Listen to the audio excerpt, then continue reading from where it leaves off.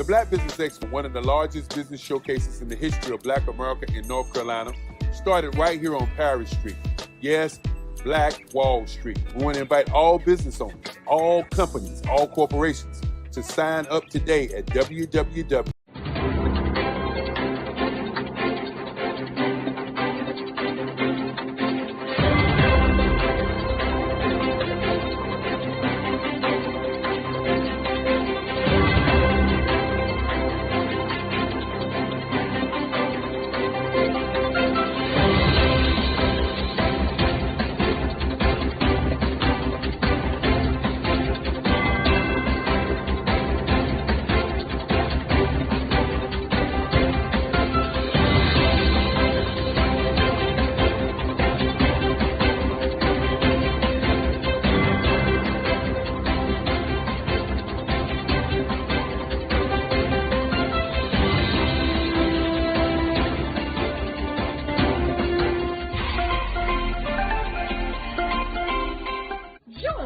Dr. Eric Kelly III and a host of phenomenal speakers from all around the globe for this 7-day virtual event that you don't want to miss.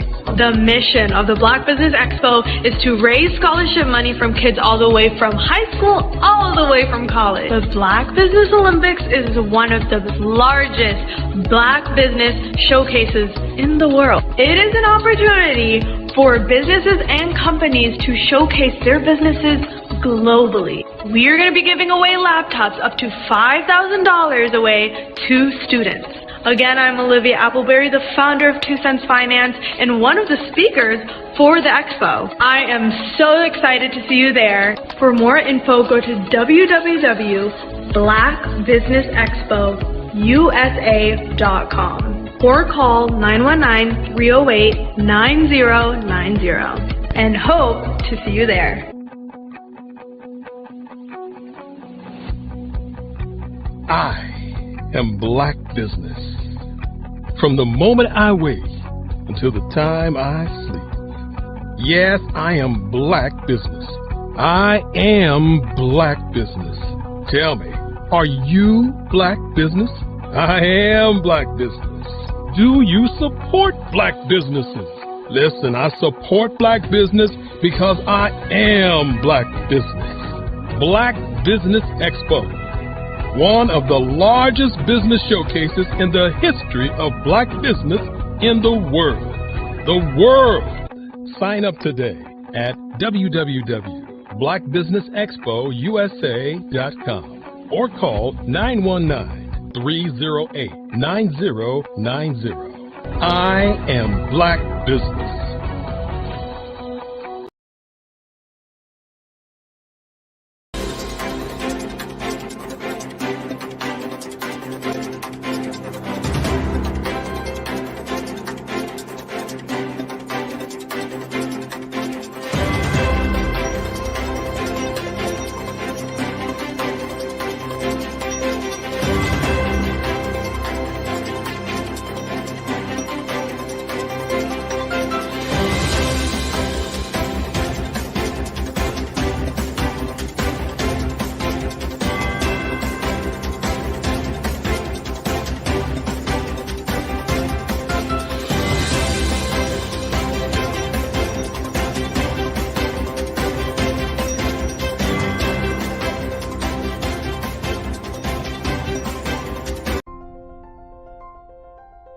What if you could build your own city?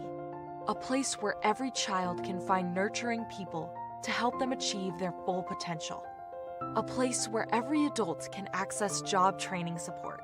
Where health education is abundant.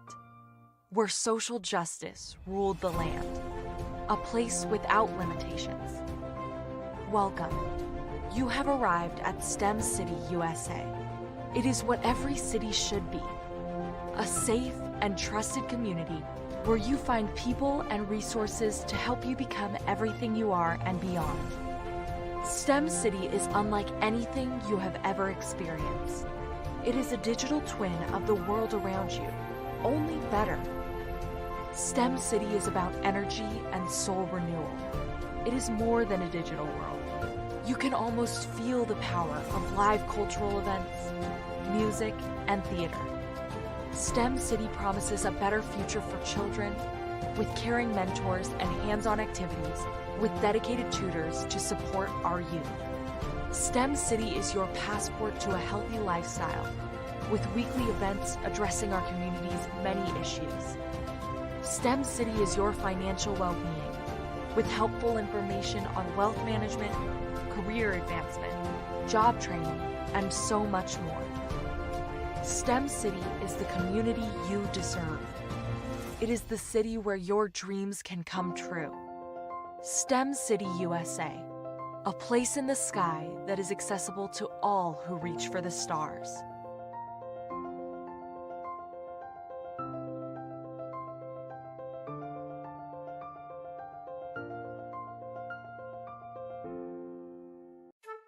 This is Dr. Arnold T. Petsworth. He's the owner of Petsworth Vet World. Business was steady, but then an influx of new four-legged friends changed everything. Dr. Petsworth welcomed these new patients. The only problem, more appointments, meant he needed more space. That's when Dr. Petsworth turned to his American Express business card, which offers flexible spending limits that adapt with his business. He used his card to furnish a new exam room, and everyone was happy. Built for Dr. Petsworth's business, built for your business, Amex Business.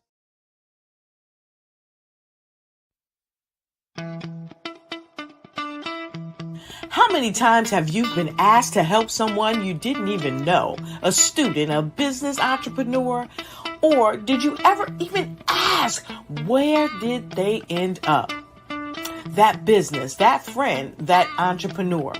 Well, just maybe they ended up in a gang, bankrupt, homeless, or worse, dead. Maybe they turned to crime, drugs, and alcohol. Did you ever wonder? Did you destroy their dream, or was your life always so easy? At the Black Business Olympics, we started a movement to help students complete. Give them hope and foster success. Help them to leave their dreams of providing laptops, computers, and up to $5,000 in scholarship funds. Today, we ask you to help a student, a business owner, or an entrepreneur to realize their dream by sponsoring them, supporting them, and buying from them. Consider this. With $1.6 trillion in our Black community, we only ask for a small donation for our students, our businesses, and our entrepreneurs. And you can change a life today. So I ask you, what are you going to do? Sit on the sideline and watch our students in high school be losers, miss out on their dream from lack of resources? Or are you going to donate to the movement and change their future and yours as well? Give us a call today at 919-308-9090. Change their life by investing with action to the Black Business Olympic Fund. The Black Business Olympics, one of the largest business showcases of Black business in the history of the world.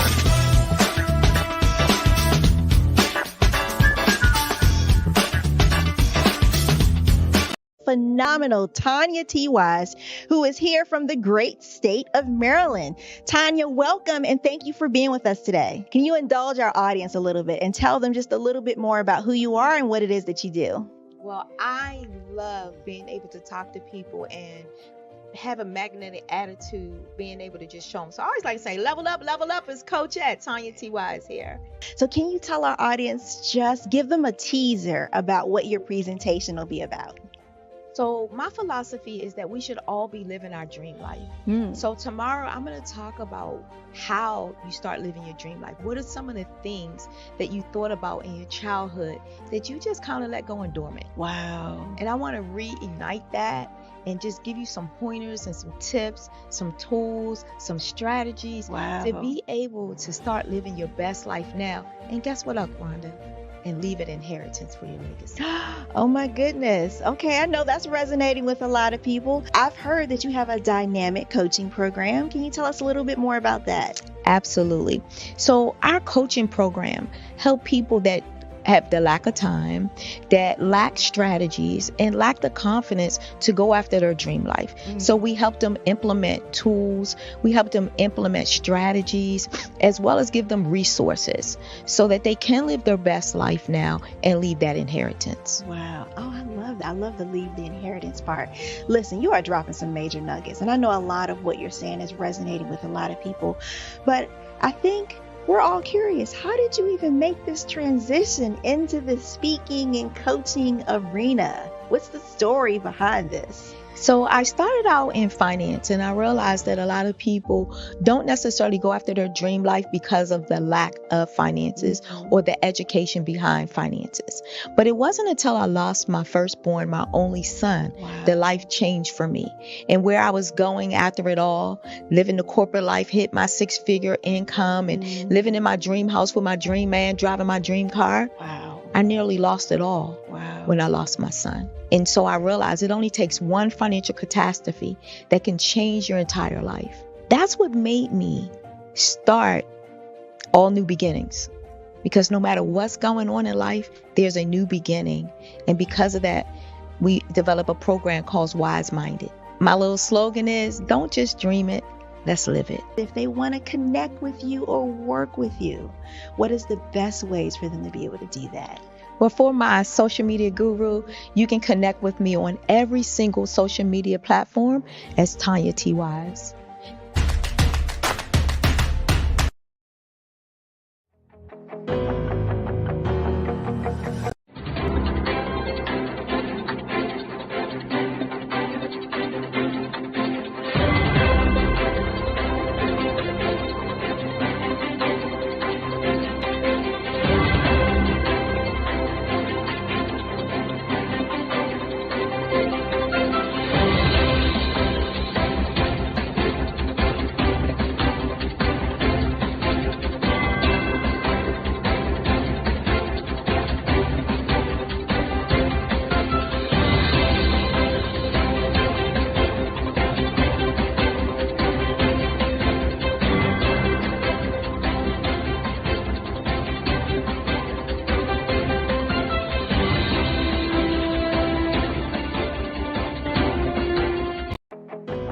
I am Black business. From the moment I wake until the time I sleep, I am Black business. I am Black business. Are you Black business? I am Black business. Do you support Black businesses? I support Black business because I am Black business. Black Business Expo, one of the largest business showcases in the history of Black business in the world. Sign up today at www.blackbusinessexpousa.com or call 919-308-9090. I am Black business. Good afternoon. Business owners, entrepreneurs, thought leaders, and corporations. Welcome to the Black Business Network. My name is Charles Kithcart of African Diaspora Maritime. I'm your business moderator this afternoon on the Black Business Network. The Black Business Network is a 24-hour business network showcasing Black businesses, business owners, entrepreneurs, and thought leaders worldwide. We've had speakers from London, Singapore, Africa, Japan, North Carolina, Chicago, New York, Los Angeles, and cities all over the United States. The Black Business Network is a global community sharing its business knowledge to empower, inspire, and educate businesses about business. Our keynote speaker is Ivy Edwards. Ivy Edwards is the director of the marketing at KEI Marketing and Consulting. She is a marketing professional with expertise in business development, marketing strategies, event management, and branding. She helps clients turn money taking into money-making events. I present you Ivy Edwards. Well, good afternoon, Mr. Charles. How are you? And it's pronounced Evie. Evie Edwards. Yes. Effie Edwards Evans. Correct. I love it. Welcome to the Black Business Network. It's a fabulous time, and we're glad to have you. Well, thank you for being my moderator. I'm looking forward to the next 45 minutes with you and interacting and exchange of ideas of what we do. So we're going to kick it off with just the basic. Just tell us, what does KEI Marketing and Consulting do? Okay. Well, KEI stands for Custom Events International. And the international is because we have done events and projects outside of the United States, but primarily we are based here in the United States in Lanham, Maryland. Currently, I am in Florida, in Gainesville, Florida, but the company is based in Maryland. We are a consulting and marketing firm, so we have a kind of a dual purpose. In terms of the marketing, I'm going to start with the consulting first. Our consulting, we have several consultants with a combined 50, 60 years experience in the world of infrastructure. And one of the things that this is actually our specialty is infrastructure. And our consultants, we are a boutique marketing firm. However, our client base are minority firms. And what we do as a consultant, we matchmake them. We're kind of like a next level matchmaking firm. We matchmake them with corporate companies that has initiatives to hire diversity or minority firms. Okay, and so that's where I come in with the marketing portion. I create the events, I create the communication, and everything from a communication standpoint to make these events possible. Understood. Mm-hmm. So you're getting contracts for minority businesses. What are your ideal clients? Our ideal clients are minority firms, preferably, that have a background or a business structure in infrastructure or construction. Those clients and essentially our other client base are large corporate firms, our Fortune 500 global construction companies such as Dragados, Siemens, AECOM, Skanska, Kiewit, Turner Construction. We work with these large firms and we connect them with the mom and pop businesses. And we have been doing this for about 7-8 years now. We've generated helped generate millions of dollars in contracts for these businesses. And that's those are our ideal clients are again Black-owned companies. Those are that are in the infrastructure space. Okay. We know we have the pit bull in the background, but we're going to get over that. That's no problem. Okay.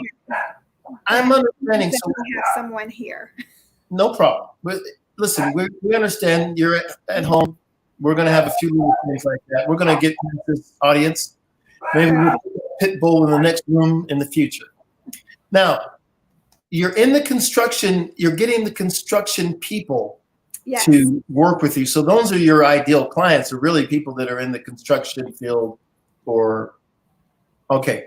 Yes. Let me add another fold. This I forgot to mention. Prior to getting into construction, I also worked in the fashion industry. So I used to produce major fashion shows in the DMV area as a former custom tailor. So not only do I do the corporate events, but I also do the red carpet events, the extravagant parties and things of that nature. So there is a bit of flexibility in terms of the types of events that we do, but our main focus here in 2023 are capstone events, conferences, seminars, um, everything business related. Understood. So do you have any events coming up? Actually, we do. One of the events, actually, the next event is during the Congressional Black Caucus. We are negotiating for two of our clients, one with a industry in electric vehicles, and the other, their industry are modular homes. So we're negotiating to have them at the expo at the Congressional Black Caucus because they're looking to bring on African American students that are interested in STEM.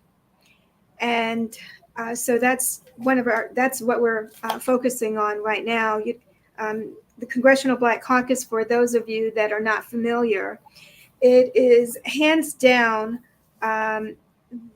one of the best events that you can go through that's solely focused on the Black community in every aspect, in every industry. There you have the opportunity to meet your senators, your Congress, all your mayors, all of the Black, the entire gamut of your politicians in Black America are normally at the Congressional Black Caucus every year.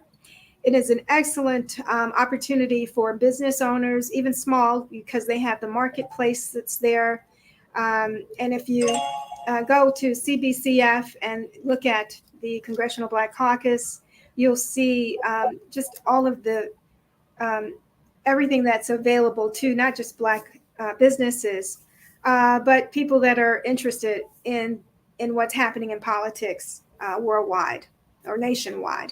Sure. So we will have a presence there at the Congressional Black Caucus. In the future, we're hosting an event in New York City at Columbia University, and that's our next conference. Fabulous. So when you get involved with, this is obviously advice in and of itself. Get plugged in with the Congressional Black Caucus, and that will increase your network exponentially. Do you have any other advice that you would give to a boutique marketing firm such as yourself? In terms of, yes, I do. I have a lot of advice for boutique companies. I personally have been in business for a little over 10 years. And I started out just me as a business owner, and I contract a lot of my staff. But one thing that you would not know about me is that I'm a lone wolf with the company that I ran back in my early days, and that is because although it was just myself and maybe a handful of other persons that assisted me, the events that we did, they were, stellar events in terms of the presentation, the professionalism. And so regardless of what industry you're in, always act as though you are the CEO of a Fortune 500 company, because that's who you're essentially competing with from a business perspective. And also, oftentimes, a lot of the opportunities that I received, I got them because I was willing to work, oftentimes pro bono. I volunteered my services to various organizations that were near and dear to my heart, and it resulted in me actually getting contracts and for other opportunities. So I keep my eyes and ears open, and too much whom is given, much is required. And I often extend myself. I partner with other businesses, and I highly encourage that. And I do that because I'm a sole person, so I like to partner with other minority businesses, which has been very strategic, very effective in my line of work. particularly in the infrastructure world. We work in various different industries. Some of our clients are very diverse right now. We have clients that have a company that blows up bridges they do maritime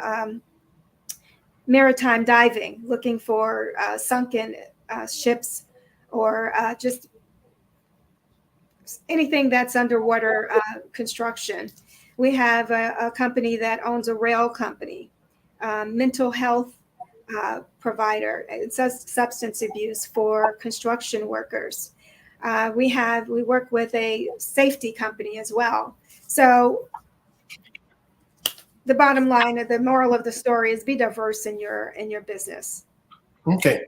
No, I that's really great advice. And what I heard that was critical is that you can hire subcontractors if you have a small core group that's your company. You don't have to have the burden of a large payroll. You can subcontract as needed. Yes. That's been very beneficial for us as a company. I understand that very clearly. Some people think you have to have 100 employees to start a business, and you don't. You can start out with yourself and subcontract it, and then build up just to an office staff and hire people out. So how can a company become a client of yours? How do you get your clients, and how can they get to you? Well, interestingly, all of our clients have been word of mouth and referrals. But we are open to, we do have a vetting process. And for our infrastructure clients, you have to be certified or have your credentials to be certified. And that is because the bulk of what we do is it does require certification for these projects. One of our main projects is the Hudson. It's the highest funded project ever, and that's the Hudson Tunnel. And so one of our current goals is to get as many Black-owned companies on that project as possible. But you do have to be vetted. I'm sorry, not vetted, but certified in your state where you are. We do have companies as far as California, Chicago, Texas. It doesn't matter where your company is based, but if you can perform on a particular project, we can help you still get that project. Absolutely. And I want to amplify on being qualified. There's so many things that we've seen in the news lately where we hear that buildings are collapsing, or the situation with the submarine, the submersible. Yep. You have to have certification and work within the guidelines and be able to do the job that you're purporting to do. And once you're qualified and capable, the world opens up to you, especially if we can get a hold of people like you that promote and expand opportunities. But once we get those opportunities, produce. That's true. And what a lot of companies don't realize is that there are also opportunities outside of the United States, in other countries that don't have the capacity that the companies here in the United States has. And, considering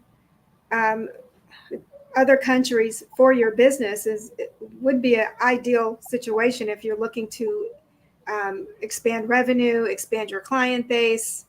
The world is an oyster. So that's why we're, Custom Events International. We are not just here in the United States also, although this is the bulk of what we do, but there are a lot of opportunities outside the United States. Now, not to scare people off, but once somebody, let's say a company applies for a contract, they get a contract, are they getting upfront resources in order to move over there and to set up shop? How does that look in just a broad stroke picture? They don't have to pay for getting over there, or do they? Well, yeah, of course there are expenses that can be incurred, but that can be offset through governmental programs. And I thank you for mentioning that, because one of the government agencies that we work with is the NBDA, which was recently codified by the federal government. The NBDA is the Minority Development Business Association, and we work closely with the NBDA to help our clients get certified. Understand. It is a tedious project. Anything working with the federal government is a long process. So, and also one of the things that some companies don't realize is that you have to have operating capital going into any contracts that you have with the federal government.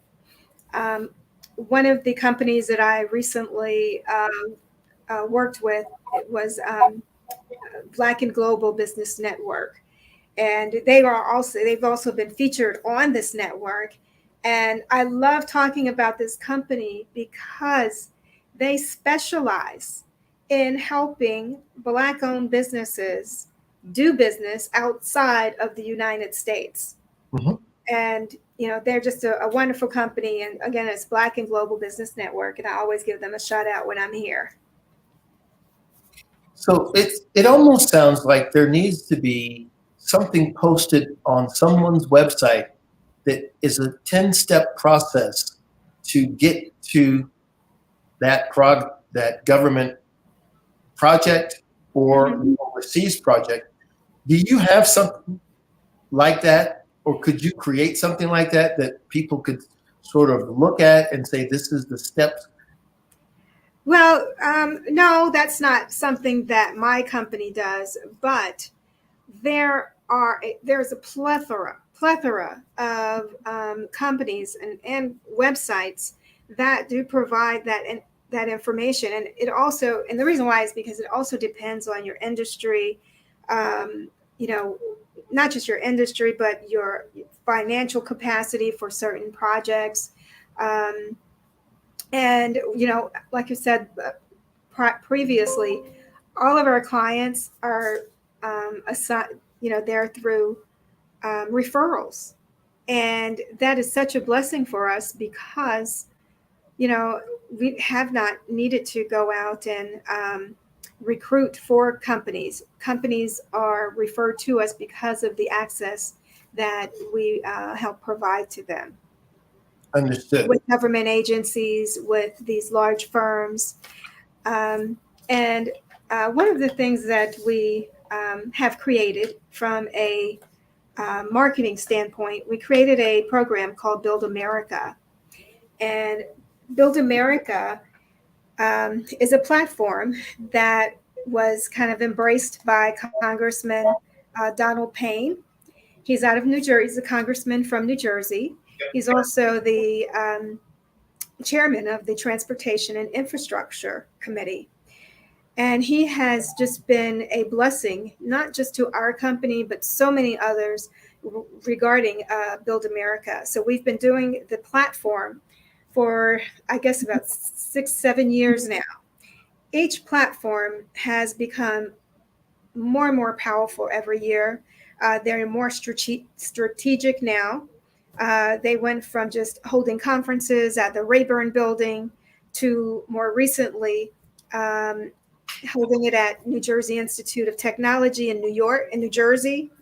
And we brought, along with the assistance of Congressman Payne, we brought 4 of the largest entities in New York, the largest infrastructure. We had the Port Authority of New York, New Jersey. We had the New York Building Congress, and 2 other agencies.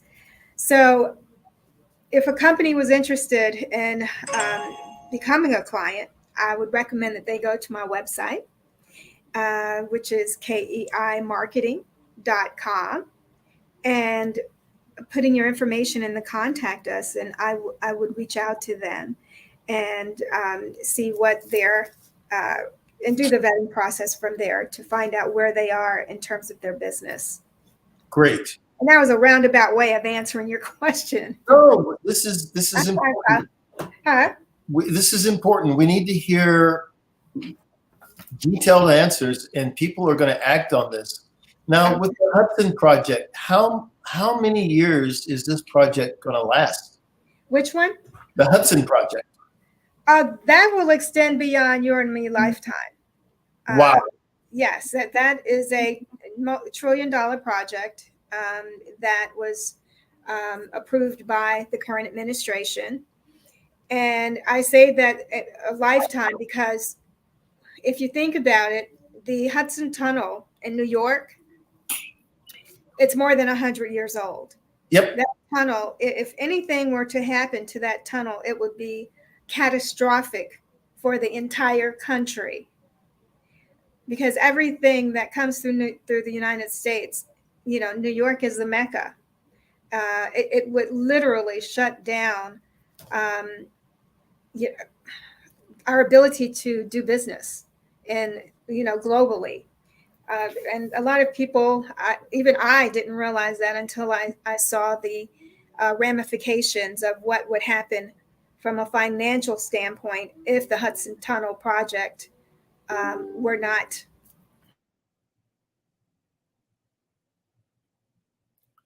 So she's talking about the Hudson Tunnel project. And what we've probably heard if we're watching the news is that a lot of infrastructure within the United States of America is aging. And if people are looking for businesses to get into, we've got an extraordinary problem with the infrastructure in the United States of America. Of course, the East Coast is older than the West Coast, and you can look and you'll hear the government and President Biden, all of the chiefs of the different departments talk about the infrastructure. We've probably heard about some of the bridges that have collapsed in recent memory. So these are huge business opportunities that the rebuilding and refurbishing the old and aging infrastructure of America is, as she mentioned with the Hudson Project, is $1 trillion project. So they're going to, as they refurbish it, they have to sort of turn around, finish the tunnel and go right back to the beginning of it and do it again and do more. I used to live in California, and they used to paint the Golden Gate Bridge continuously. It's a perpetual project. They start from one end and start painting and put on the marine paint. And as soon as they get to the end of it, they go to the other side and paint that. And they go through the undercarriage of the bridge and paint that to keep it going. I think we've also heard about some major collapses that have happened in the United States. So if you're out there and you're wondering what kind of business to get into, please take a look at her website. Now, she mentioned it. I've got it. I'll say it again. But we've got to start looking at these major corporate projects and big government contracts. The process to get certified for it could seem tedious and arduous. So whatever business that you're in, you probably want to keep doing that business and learn that business while you're applying and learning and getting certified for these big businesses. Now, I heard her talk about going overseas. My sort of new advice would be, if you're a new company, get the local contract, build up your resume, build up your experience, and then as you explore going overseas, you can study what the particulars are of certain countries. And once you get experience under your belt, you'll be able to transfer. And again, you don't have to take a huge amount of the labor force with you.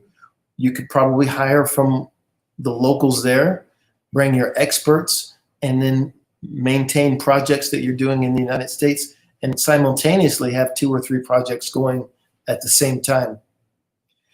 The other thing that was interesting is that she mentioned events. Lanham, Maryland is very close to Washington, D.C. So in D.C., with all of the embassies and the art galleries and museums, there's a number of VIP people in DC all the time. So there's a lot of events to go to. And I'm not too far. I'm up in Baltimore. I'm currently here right now in Annapolis. But we go to those events all the time. And that is a very good place to make your business connections. She also mentioned the Congressional Black Caucus. And if you can plug into the Congressional Black Caucus, you'll realize that the opportunities there are so vast that you probably won't need help to succeed. You can just get with the Congressional Black Caucus and learn something. So they're outstanding.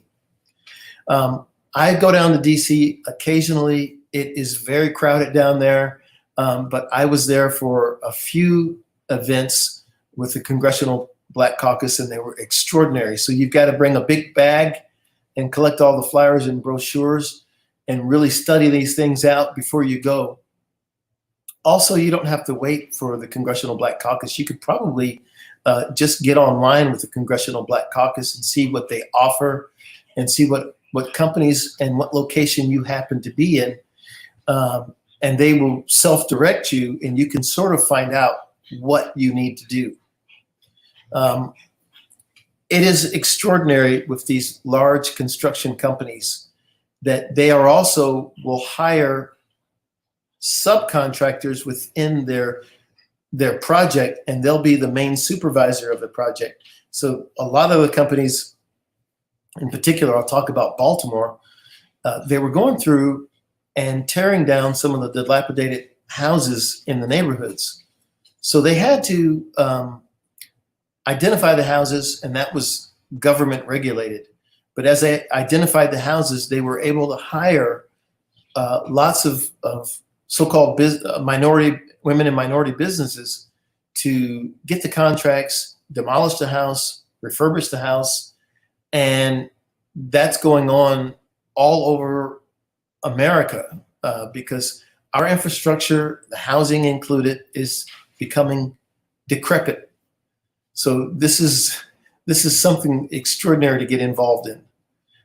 Heavy equipment is also one of the things that people do. So Ingersoll Rand is one of these big heavy equipment companies, and they rent out these heavy equipments and the bobcats and the tractors and the big scoopers and the earth movers and all that kind of stuff.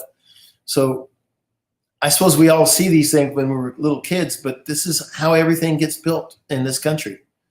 And construction is never going to stop. The other thing is there's an inspecting realm to these jobs where you can be certified to become an inspector. And now you're not doing the rigorous work, but you're coming through, you get your certifications, and you learn the requirements of the buildings and structures that people are making, and then you can go through and inspect. I heard a statistic a few years ago, and it shocked me that there were 600 water main breaks in America per day. And so when you have that level of breakage, then you've got the roads that need to be patched and fixed, the water mains need to be patched, and then there's the damage that's done from the break itself. So when we're looking at a lot of these problems, there are great opportunities to do something. Evie, we've got you back. Yes. Great. I just did a little bit of a review of the things that you were mentioning. Okay. Talked about the Hudson Project, the idea that the infrastructure in America is deteriorating. And all around the country. All around the country. So people are looking at jobs that they can do, and it's like, you guys, look at what's needed and understand these are big numbers. I was just saying, I read that there's something like 600 water main breaks every day in the United States. And so what's compounding this is global climate, the climate changes as well.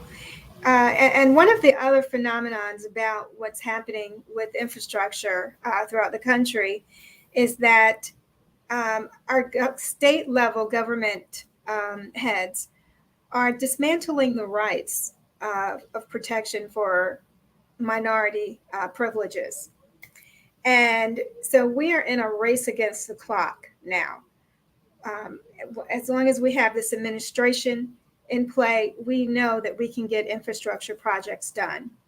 And also, we know that we can get fair and equitable distribution of opportunities for these for minority businesses, not just Black-owned businesses, but women-owned and other minorities. So, we are in a race against the clock to not only get access to these projects, but to identify as many Black-owned companies that can qualify. If they're not able to qualify, what can we do to help? B, get financing. If they don't have financing, what can we do to help? C, operational organization. Many companies don't have an organizational structure set up in their company to effectively manage these projects. And lastly, I think I hit all cylinders with that. So, that's what, as a company, that is one of the things that, drive what I do and drive what we do so passionately, because we want to help other businesses. We want to help them succeed, and we want to give them opportunities to create legacy companies for whatever industry that they're in. And infrastructure is kind of like funeral homes. You're always going to be in business because you're always going to need construction of some type. And then, with climate changing, I'm here in Florida, notorious for hurricanes. We were a victim of hurricane damage. My mom's house was destroyed in 2017 by the hurricane. And, what's worse is that insurance companies are fleeing. So, we are in a win-win situation right now with the Biden administration being so, laser focused on getting these projects funded and underway. We have a wonderful resource and a wonderful partner with MBDA to help minority companies, take advantage of these opportunities. And, so we're just here. We're here to help. We're here to get you across the finish line, get you to the finish line, groom you for the finish line, make you look good doing it. And not only that, but create events, create situations that put you in the room with not just people on the project, but decision makers, check writers. And, that's where we specialize in. Something, I love this business. It sounded, when I first heard of this and was reading about it, it sounded nebulous and so big, but now you've refined it and honed it down, and it's something that people can get into, and we need to start taking advantage of what the world needs. It's not what we think. Sometimes I hear people that say they're going to get into a particular business, and it's like, let's expand our horizons here because there are multiple and many businesses to get involved in. So this is good. So while you were gone, I talked about a lot of different things that what you're doing touches on, and the infrastructure, the idea of building up a resume, and then maybe you can be a subcontractor on specific things, and that way you don't have to feel like you're the supervisor running the whole project. You can just be charged with doing specific things, and that will build up your competency. Can you speak on that one? You can start out small. Absolutely. And most companies do. They don't have the past performance or the financial capacity to be awarded as a prime on a particular contract. So most of the companies that we do work with, they are subprimes on these contracts or projects, and that is a heck of a lot less cumbersome than being a prime. I mean, being a prime is a big deal on many of these billion-dollar projects now. Right. And the other thing while I was sort of talking is it felt to me like you get your experience as a subcontractor and then little by little build it up and take on more. And then after you've gotten that experience, then you can look abroad because you can run two things at the same time. Bingo. You're right on point. Right on point. And if you have your certification and if you have a past performance, you can go everywhere with that. One of the other things about what we're doing in the infrastructure world, there are a lot other avenues that can be attached. I mean, this is not just for construction. I mean, you have opportunities for construction accounting, construction law. There are a lot of there's a high suicide rate associated with construction. Not sure why, but we're working with a company that is targeting the construction industry for mental health and substance abuse for workers. We also have a company that we partner with that makes sure that companies get the safety training that they need and the safety certifications. So we're kind of all areas, in anything that you can think of with a company to make sure that you are successful. And in that industry, that's where we come in. I like that answer. Now, let's just touch on the high rate of substance abuse. These are tough jobs. Yes. So the actual worker is out there, whether it's hot or sun or cold or rainy or windy, or there's fall or the spring, dead of winter. So when you have these kind of workers, you really have to manage them and manage their fatigue level and make sure that the same old thinking of, well, let's have a few beers after work, maybe we change it and say, have a good meal and get to bed and get your rest so you're not stringing on your fatigue and you don't properly manage yourself. So if you're managing people, I mean, that's the biggest expense for any business is the people, because they are going to make you or break you. And if you watch them and encourage them and sort of monitor that, you can really do well. So I've seen that. I've heard about that. Yeah, absolutely. Yeah, I want to kind of take an opportunity to curtail what you just said and segue it twofold. And if everyone pays attention to, the news, that Governor Abbott out of Texas created a bill that prevents employers from allowing their construction workers or outside workers to take a water break. They actually created a bill to prevent them from requiring that they get hydrated while out in the blazing hot sun working.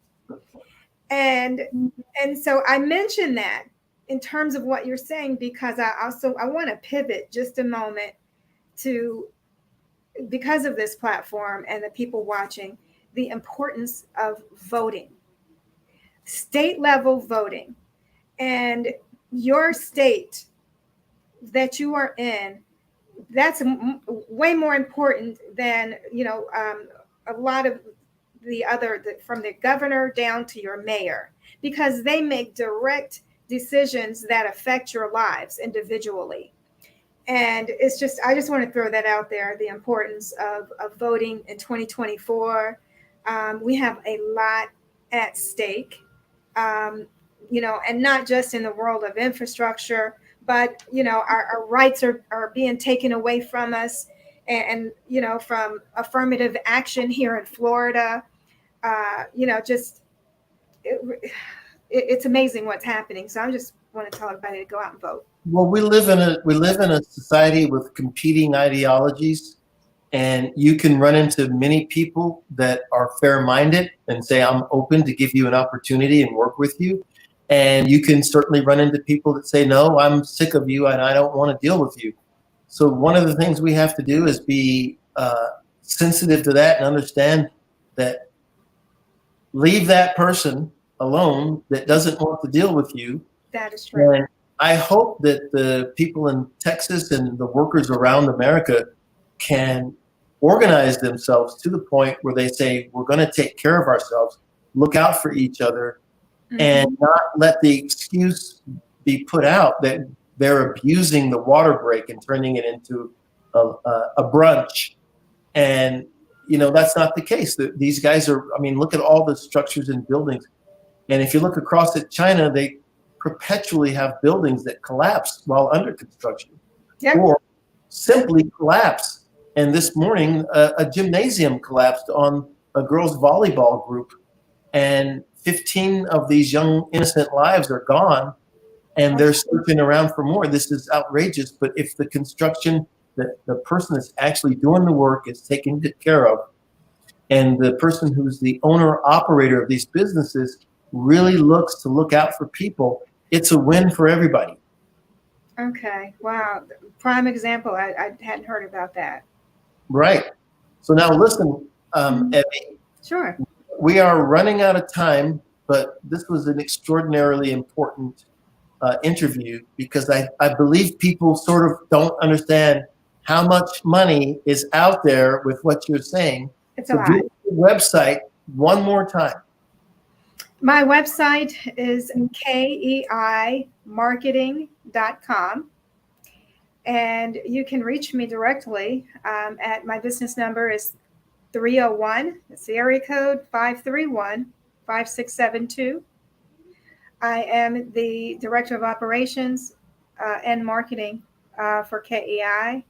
We'd love to help you, your business, in whatever capacity that we can. And thank you for having me. And thank you to Dr. Eric Kelly for the opportunity.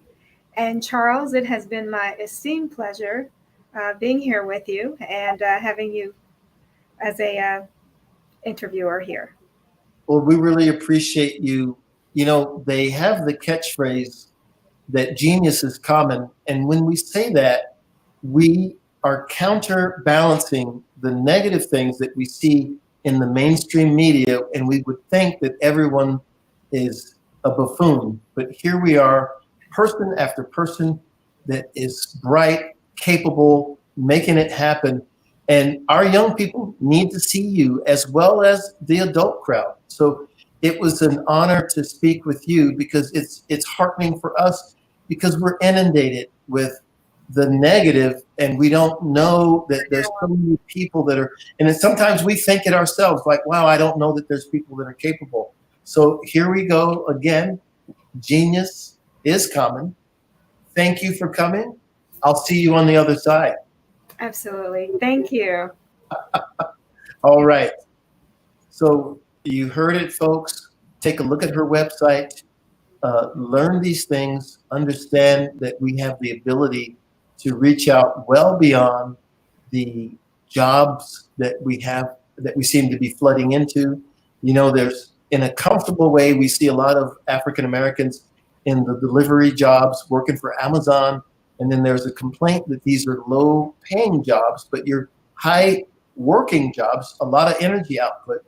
So learn about these jobs, learn about these other opportunities, and see what you can do with yourself to move up the food chain financially with more opportunities. And I believe that if we get more opportunities in the African American community, we can start to build back what we say we lost and what we saw we lost. We've all seen Greenwood. We talk about Black Wall Street, but what Ms. Edwards Evans is talking about is really creating macroeconomics. These are big contracts.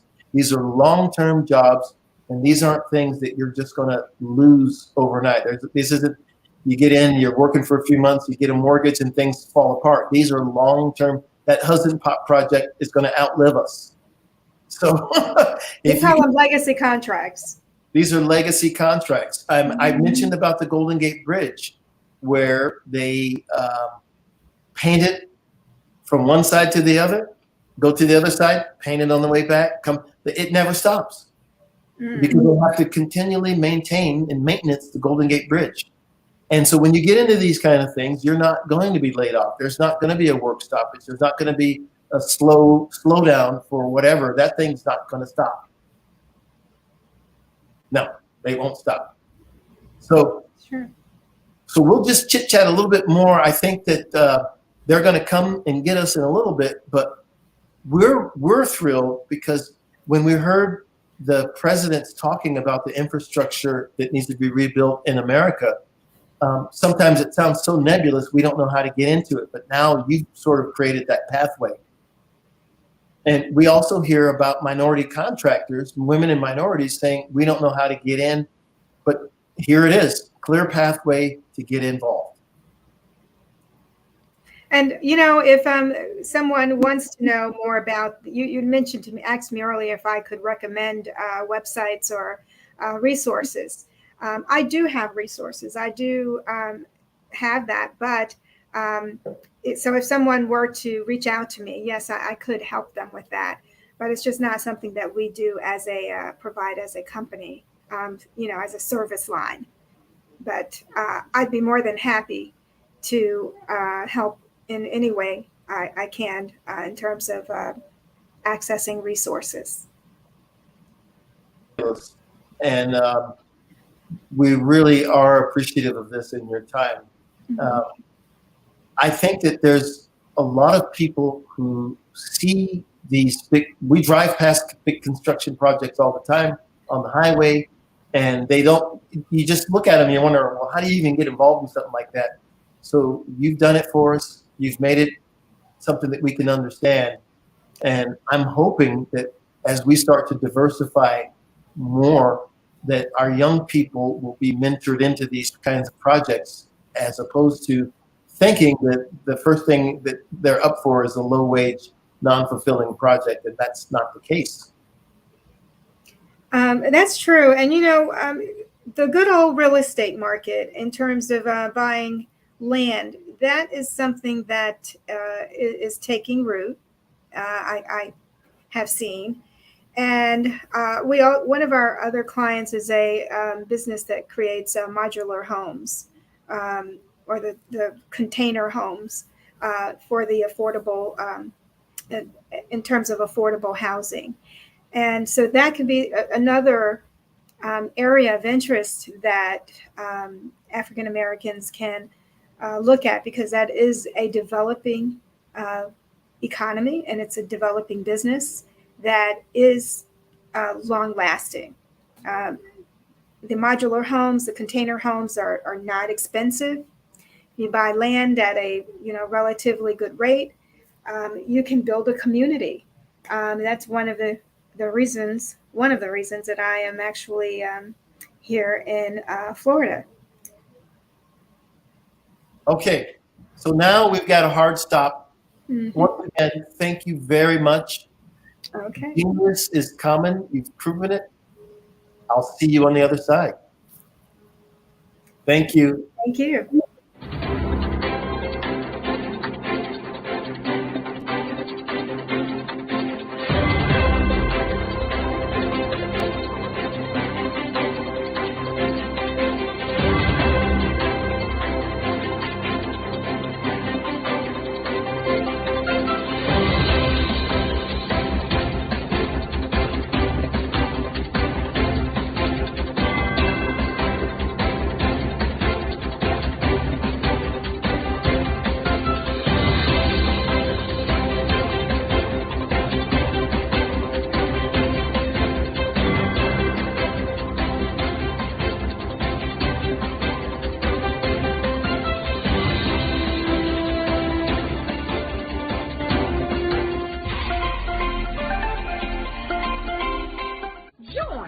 Dr. Eric Kelly III and a host of phenomenal speakers from all around the globe for this 7-day virtual event that you don't want to miss.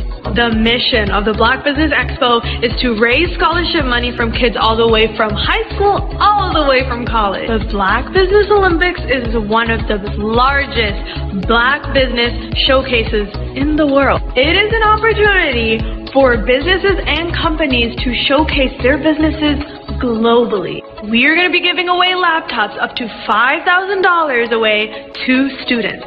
Again, I'm Olivia Appleberry, the founder of 2 Cents Finance and one of the speakers for the expo. I am so excited to see you there. For more info, go to www.blackbusinessexpousa.com or call 919-308-9090 and hope to see you there. I am Black business. From the moment I wake until the time I sleep. Yes, I am Black business. I am Black business. Tell me, are you Black business? I am Black business. Do you support Black businesses? Listen, I support Black business because I am Black business. Black Business Expo, one of the largest business showcases in the history of Black business in the world. The world! Sign up today at www.blackbusinessexpousa.com or call 919-308-9090. I am Black business.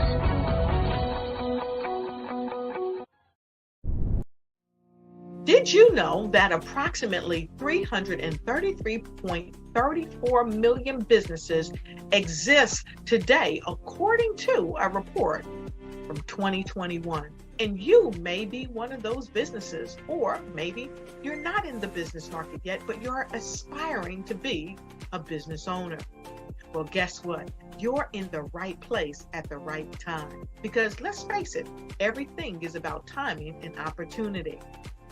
Hi, my name is Dr. Lotus Richey, and I'm the CEO and founder of the Lotus Richey Coaching and Consulting LLC, along with the Lotus Richey Ignite Show. 15 minutes of success with Dr. Lotus Richey, as well as books to boom your business and bring who you are. And today, I want to bring this amazing message to you about the Black Business Network and the Black Business Olympics. See, the Black Business Network and the Black Business Olympics is designed to help people just like you, that's right, that look like me, to take their business to the next level. Not just in your front yard or your backyard, but globally. The Black Business Network and Black Business Olympics is designed not to just help you survive, but to help you thrive. So join us today as we come together with businesses all around the world to support our students, our children, our young teens, our young entrepreneurs. What we do is we come together to help raise funds for students who are aspiring to be business entrepreneurs, who are aspiring and who are thriving in college. We endow them with a wonderful opportunity to gain scholarship of either a laptop or several thousands of dollars. And we invite you to help be a contributor to this amazing opportunity to help someone that looks just like you. So join us today at our website and let us connect with you and help you ignite and take flight in every area of your life on the Black Business Network and the Black Business Olympics. I'll see you on the other side.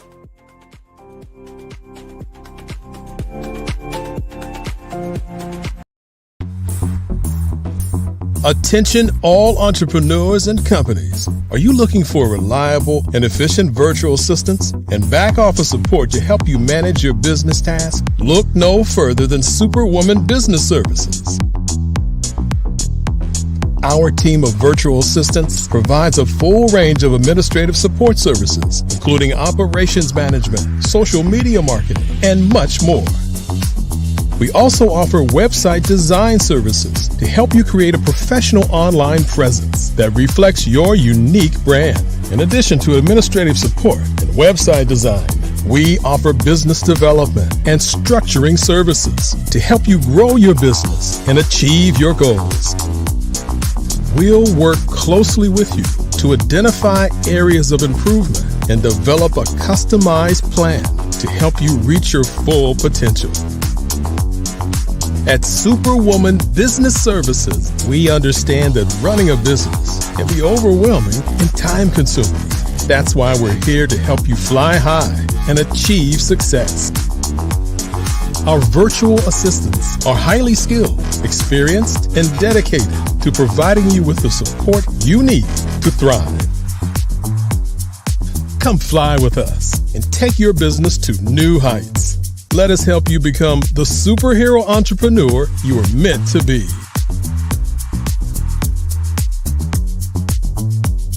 Contact Superwoman Business Services today to learn more about our back office support services.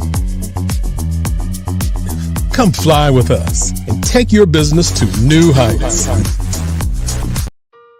Hello, this is Israel, and I am CEO of Daydreams Interactive and author of Princess Planet. So, genius is common, and as a kid, I loved to daydream. Even as an adult, I loved to daydream. And when my daughter became 6 and loved princess characters, but we just could not find the diversity that showed her, we created our own characters. So, for instance, you have Princess Nulu right here. Princess Nulu is from Uganda, and her genius is that she loves to take care of animals. She can actually even listen and hear what they say. And then we have Princess Isabella right here. Princess Isabella, she's from Cuba, and her genius is biochemistry. One day she hopes to eliminate disease. Then we have Princess Nia right here, and Princess Nia is based off of my daughter, and she is what she wants to be, the greatest dancer alive. So that's her genius. So what's your genius? My genius is my imagination. Genius is common. Hello, my name is Kiasi Helm and I'm 14 years old. I think my genius would probably have to be setting goals and achieving them. I say this because ever since I was young, I always wanted to be an author, and at age 11, I ended up achieving this. But not only did I end up becoming an author, I ended up becoming a public speaker, a publisher, a business owner, all these great things. The name of my business is Written by Kids Publishing Company. I decided to start this company because I thought it was important for me to help kids my age express themselves through literacy and just achieve their own goals. Because to me, achieving goals is the best thing in the world to feel.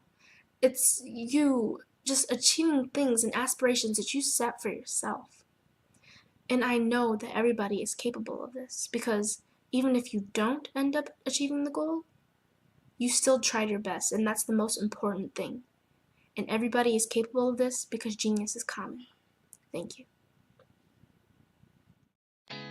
Did you know women represent just 3% of Fortune 500 CEOs and less than 15% of corporate executives at top companies worldwide? Have you wondered what the secrets are to getting into the top ranks, whether in the private or public sector? Do you want to figure out how to stop being held back in your career or passed over for promotion? Then you're in the right place. Hi, I'm Dr. Madeline Ann Lewis, President and CEO of the Executive Women's Success Institute. I have decades of experience in the military, the federal government, and corporate America, and my mission is to help women succeed and tap into their full potential. I I want to reach 1 million plus women around the world to become the leaders they are meant to be. So if you want to move into a management or executive level position, or maybe you are a female veteran transitioning out of the military into business entrepreneurship, then reach out to the Executive Women's Success Institute at 301-693-3284. Let us get you on the fast track to success.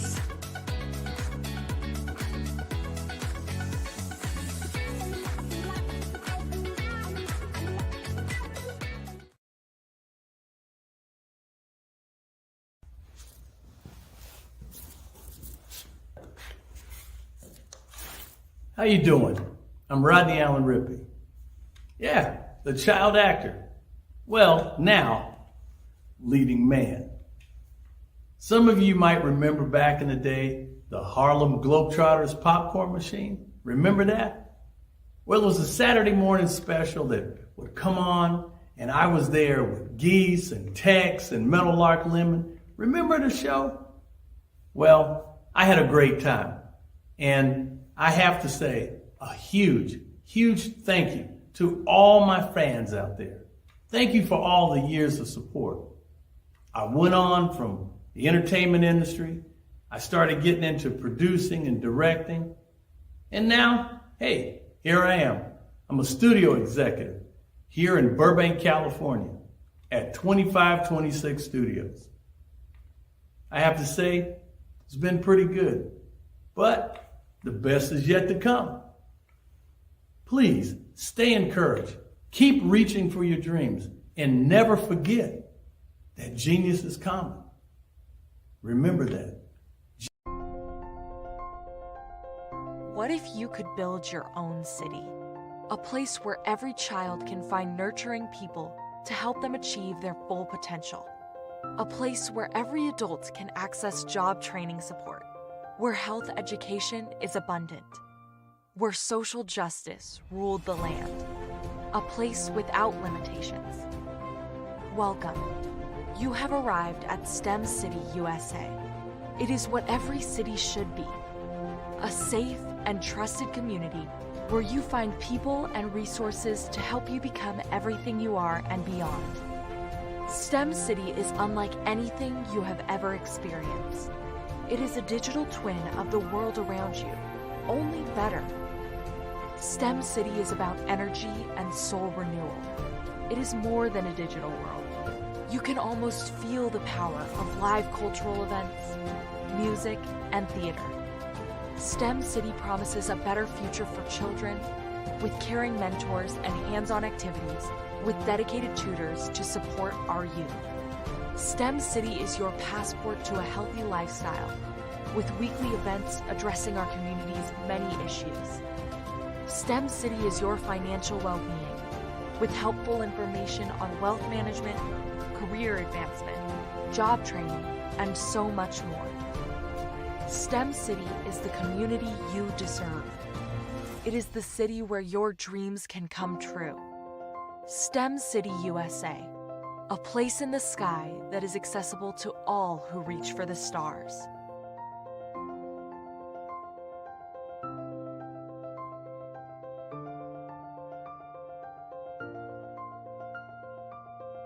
I was born in a little village on the island of Haiti.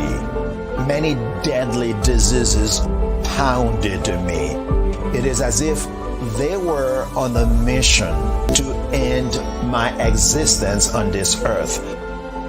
I refused to give up. In 1983, I left Haiti and came to the United States of America. And I came with $5, 2 shirts. I didn't speak in English. I came to Atlanta. I got a job. I was a doorman. I was a doorman with a dream. What I used to come on stage. I'd rehearse this moment that I'm standing in front of you. That's the power of a dream. Maybe today is the day you begin acting as if you already have it. And then step out with full force. Take a risk. No condition is permanent. Don't let your situation distract you. You are chosen. You are called. You are born for a purpose in this life.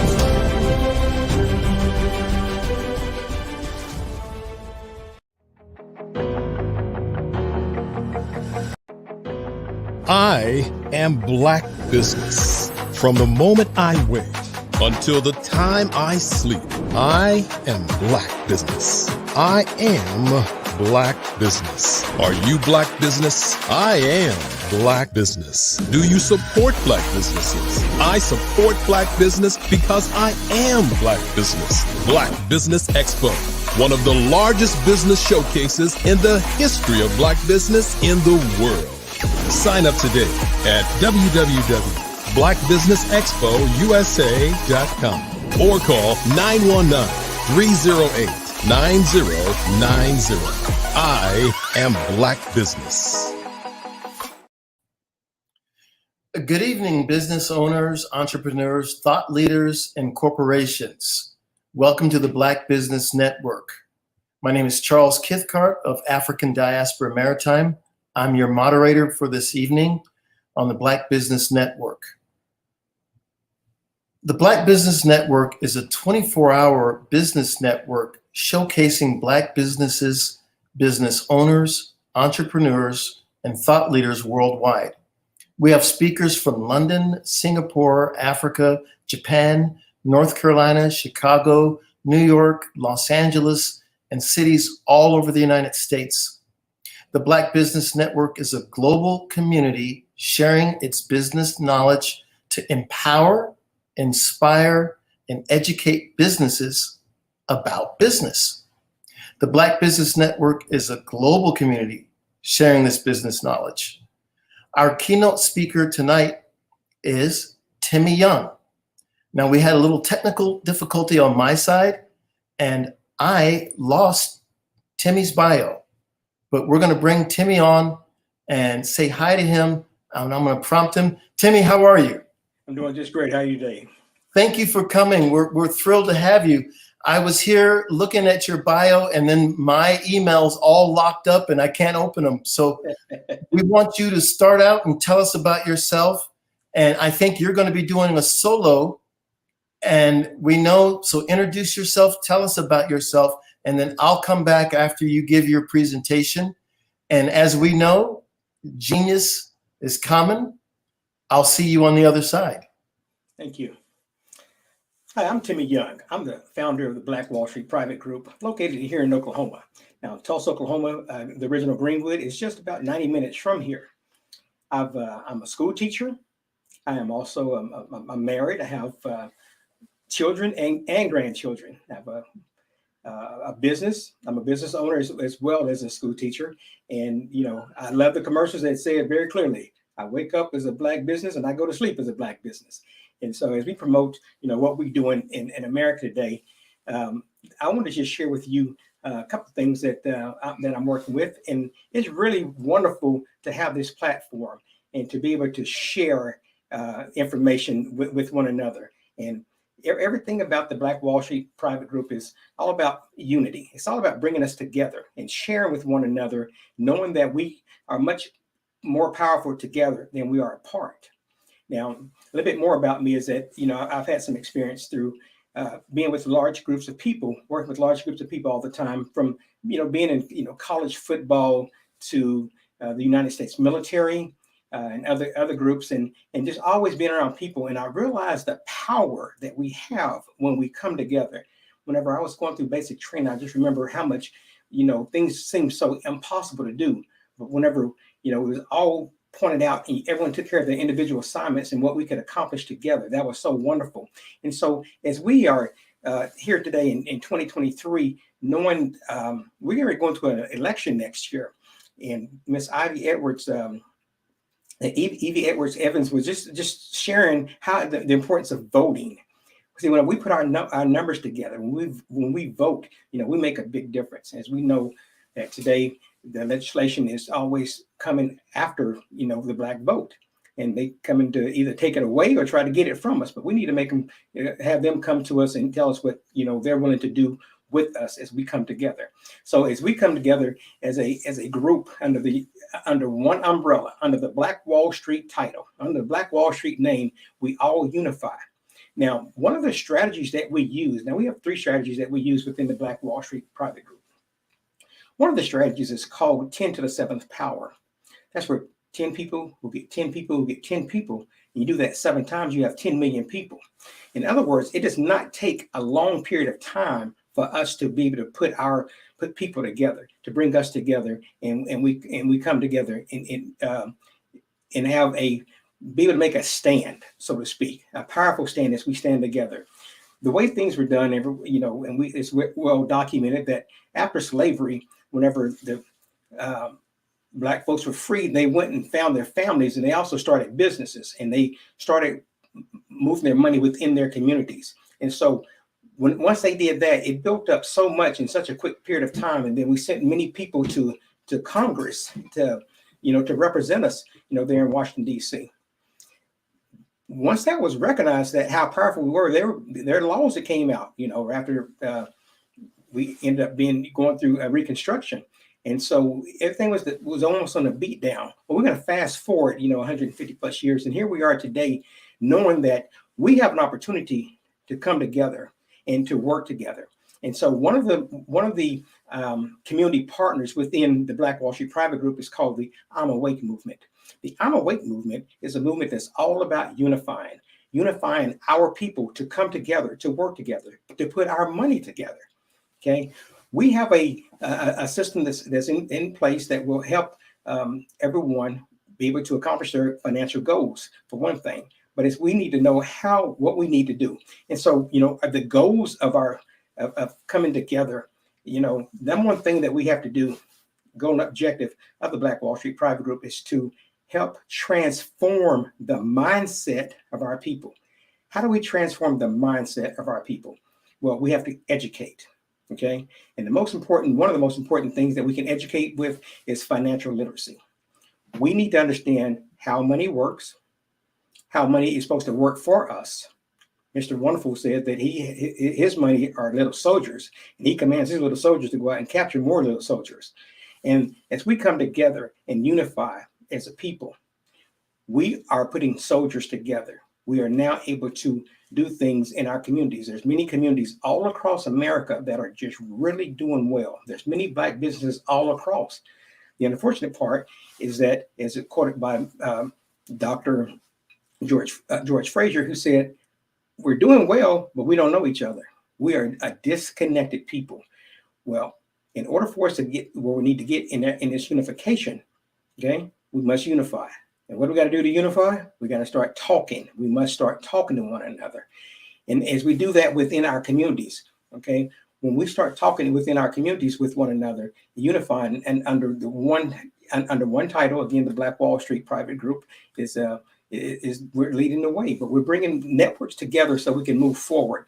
And as we understand that we need to learn how to trust one another, we have to restore the love, trust, the respect, and honor within our communities.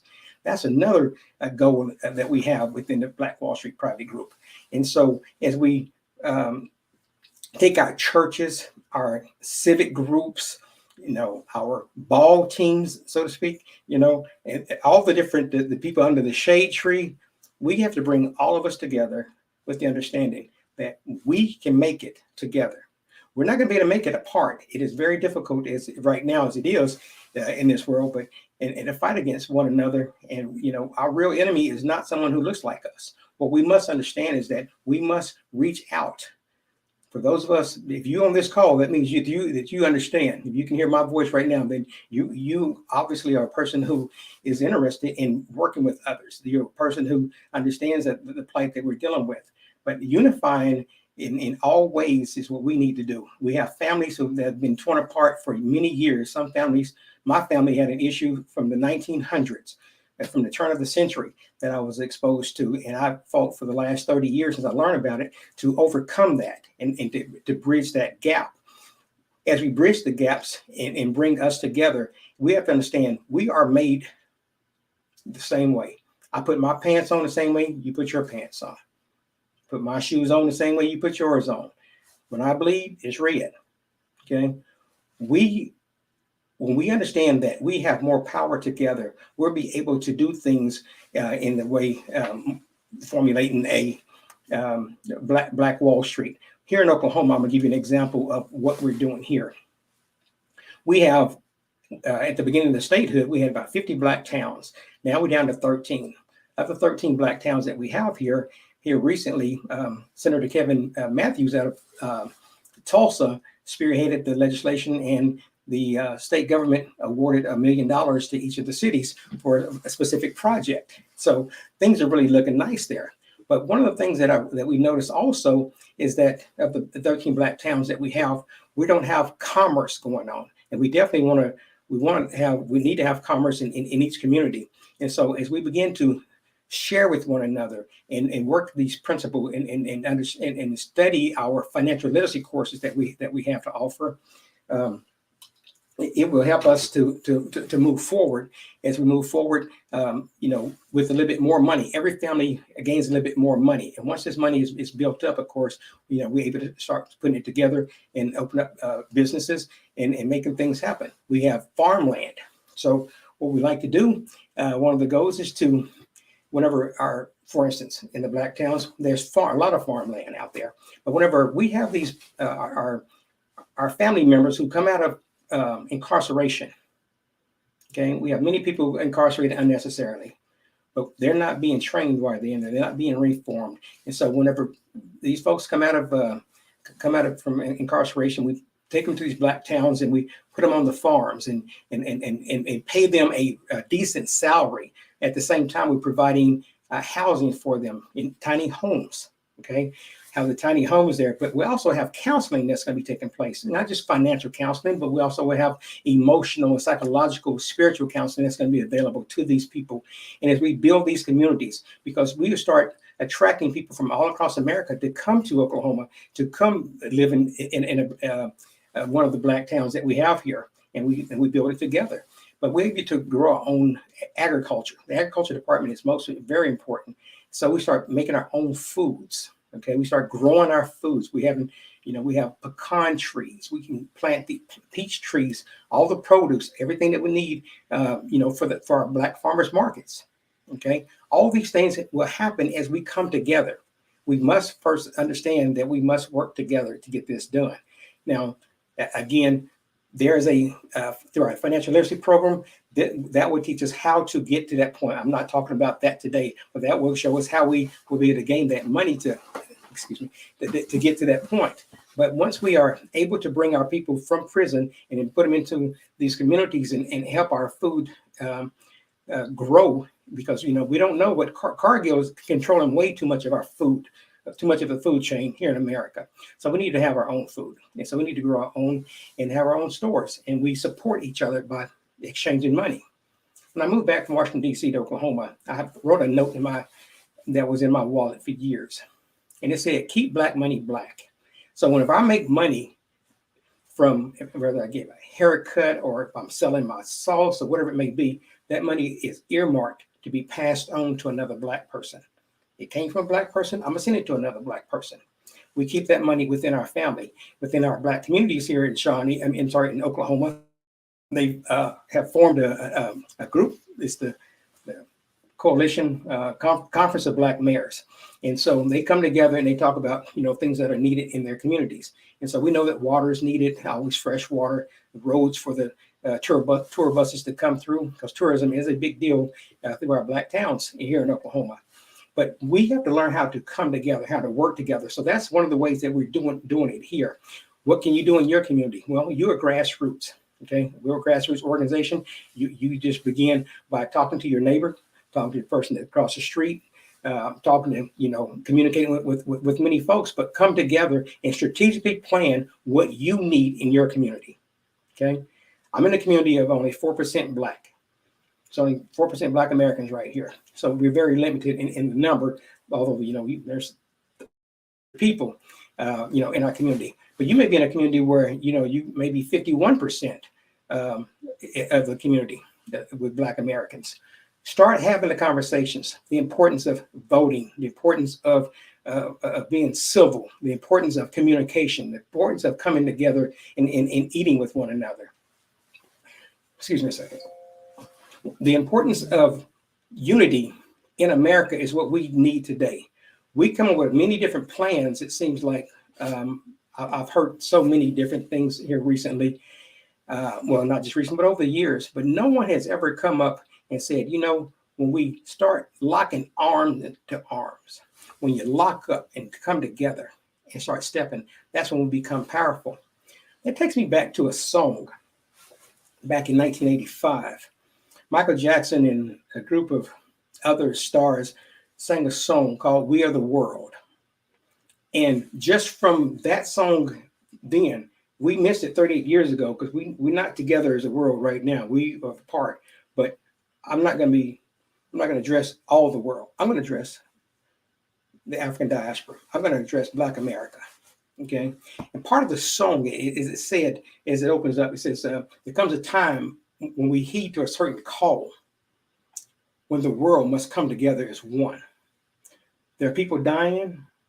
It's a time to lend a hand to life, which is the greatest gift of all. When we can lend a hand to help somebody else, when we lend a hand to help someone else, we're able to do a little bit more. We're able to do a whole lot more. I'm sorry, not just a little bit more, but a whole lot more in our communities. We can make more things happen in a much more positive way. We continue to grow. We need each other. Okay. Another few lines of the song. It's just that we can't go on pretending day by day that someone somewhere soon will make a change. That's not happening. Okay. We know that change is not happening, but we're all part of God's big family. And the truth of the matter is, you know it. Love is all we need. So when we start loving one another, okay, we are able to do a whole lot more together. We don't need to wake up every day with hate in our heart. We need to wake up and understand we got to bring this thing together. Based on what I'm seeing going on in this country, there are so many laws coming against us as people, melanated people. We have to come together. This Black Business Network, this is one of the greatest things I've ever seen before. And I really appreciate Dr. Kelly for leading this. And he has done a fabulous job assembling people to speak. But as we understand, we need to connect. We need to connect the dots, as Dr. Frazier calls it. We connect the dots. That's another one of our strategies within the Black Wall Street. But as we start listening to the words of the song, as it continues to go, it says that there's a choice that we're making. We're saving our own lives. It's true that we can make it a better day, just you and me. Well, yes, we can. We're making that choice. Let's make that decision. I encourage you to challenge other people in your family, in your network of people, to make that choice, to work with one another, make that decision to continue to be on, to lead a good life, to help out others, to lend a hand, to love one another. This is one of the things that we have to do, even within our community. When you see another person, a melanated person like you are, say hi. You don't have to demand that they speak back, but always offer the opportunity for them to speak. But you speak first. Let's bring this thing together. Let's talk. Let's use our words to bring us together, to unify. Okay, that's how we come together with this I'm Awake movement. We understand we have to wake up. We wake up when, like I said, with this song really, I listen to this song. My wife knows I'm kind of crazy. I've listened to it maybe 10 times a night, but I just let it just get deep into my soul and just listen to the words and realize that this cry came out in 1985 about We Are the World, saving the world, USA for Africa. Okay. Well, I don't know the results that came out back then, but I do know we are where we are today and that we can make a difference. We can make a difference. Another verse to the song says that when you're down and out and there seems to be no hope at all. Okay. But if you just believe, are you crazy enough to believe? I'm crazy enough to believe that we can come together. I believe that we all can come together and work this thing out. But it says, if you just believe, there's no way we can fail. Now, whenever we have that mentality that there's no way we can fail, there's a whole lot we can do. If you knew that you could not fail at a business, what business would you open? If you knew that you couldn't fail in going to school and studying, what would you study? What would you become? If you knew you couldn't fail. We're at that point right now where we must come together because we know that if we can't fail, then, well, let us realize it's really that simple. Let us realize that change can only come when we stand together as one. We must stand together as one. We, as a Black American nation, must come together. We must be able to reach out to the African diaspora all across the world. The laws they had against Americans sending money to people in Africa, it's not been a very smooth transition, with down on how we send money nowadays. Anyway, it's not just Western Union, but then, the tax and Cash App and all the other cash handles. That's not always available to where our people are. So we have to be very creative in the things that we do, but we must understand we're doing this to come together. Now, whenever we talk about 10 million people coming together, just imagine whenever it's time for this 2024 vote to come up, we're able to have political power, we have economic power, okay? We can do a whole lot more together and move forward, okay? The things that we need to start doing at where we are today, okay? Let me just finish up my song. This song it's still close out. We are the world. We are the people. We are the children. We're the ones who make a brighter day. So let's start giving. Okay. So as we give, let's give our love. Let's give our time. Let's not be so selfish. Okay. Let's not just think about us. Let's think about what the betterment of this world is going to be as I help my neighbor. What can I do to help my neighbor? As we come together and we start realizing that our money that we make, the $1 trillion that we have that comes into 1.3 trillion that we use as consumers, as Black Americans, we need to hold on to our money a little bit longer. Let that money pass along the line. I live in a town where we have 5 national tribal headquarters, Native American headquarters here in this town. One of them is more powerful, more beneficial than the others. I have a fraternity brother who works there as a human resource director. He said that their money, they have some money that can change hands 1,000 times without ever leaving the community because they built every bit of a city right there. Okay. They have a couple casinos, produces a lot of money. They have a grocery store, produces a lot of money. I'm sorry, they have 3 grocery stores. They're producing a lot of money coming in. Okay. They have a bowling alley, ballparks, softball. They bought a professional basketball team. But the leader of that particular organization knows how to keep that money inside. That's what we need to learn how to do, is to trust each other. If there's a Black person that can pour concrete, let's hire them. If there's a person that can build an extra room on your house, we're going to hire them. Let's start putting our minds together, matching our spirits together. Let's talk to these people and let's start making our money float within our community. Now, as that money is moving around, okay, we got to understand this. You cannot go get paid on Friday, immediately go to the salon, and somebody who doesn't look like you is controlling your fingertips and your toenails, your feet. And we're paying money to these people who are never going to bring that money back to our community. We must be disciplined enough to understand we need to send our own to school, to have their own shops and support them. We go to the barber who looks like us, but we need to be able to go to the nail salon and to the resorts of people who look like us. Let's make our money change hands within, okay? As we come together and we're networking all across, okay? I want to plug for a guy over in Georgia with the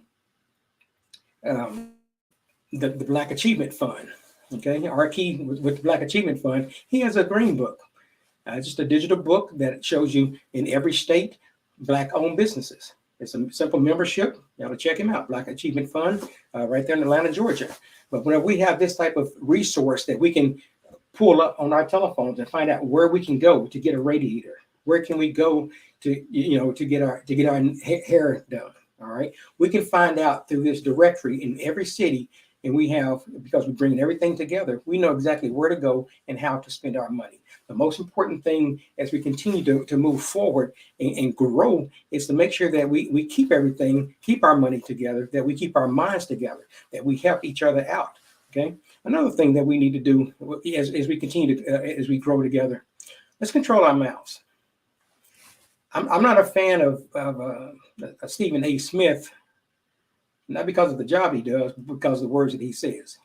The words he says are pretty harsh for the Black folks. We do not need to down us any longer. We do not need to continue talking about our deficiencies. We don't need to point out all the things that we've had going bad. We got people that's going to do that.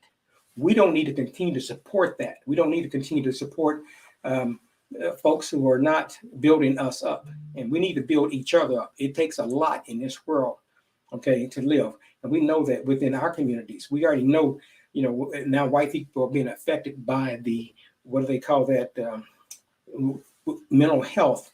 They don't see it the way that we've been seeing it. We've gone through years of many families coming through slavery and all the trauma that went through then. That DNA being built was passed on to where we are today. We understand what trauma looks like. We understand what it feels like to be underneath somebody else's thumb, so to speak, for so long. We have the ability at this point in time to unify, to come together, and to walk together, and begin to vote together, begin to grow together. Okay, but the challenge is I'm putting this challenge out to you. Say positive words to our people on a daily. Let's bring down the chatter. Okay, the music world that's out there, the people are paid. Our young children are being paid big money to talk about things that aren't necessary. These rap songs and the music that's in these songs, that's not by choice. That's not necessarily. Why is it so popular? Because that's what the people behind the scenes want to happen. They want us to be chaotic. They want us to act like the songs that we hear.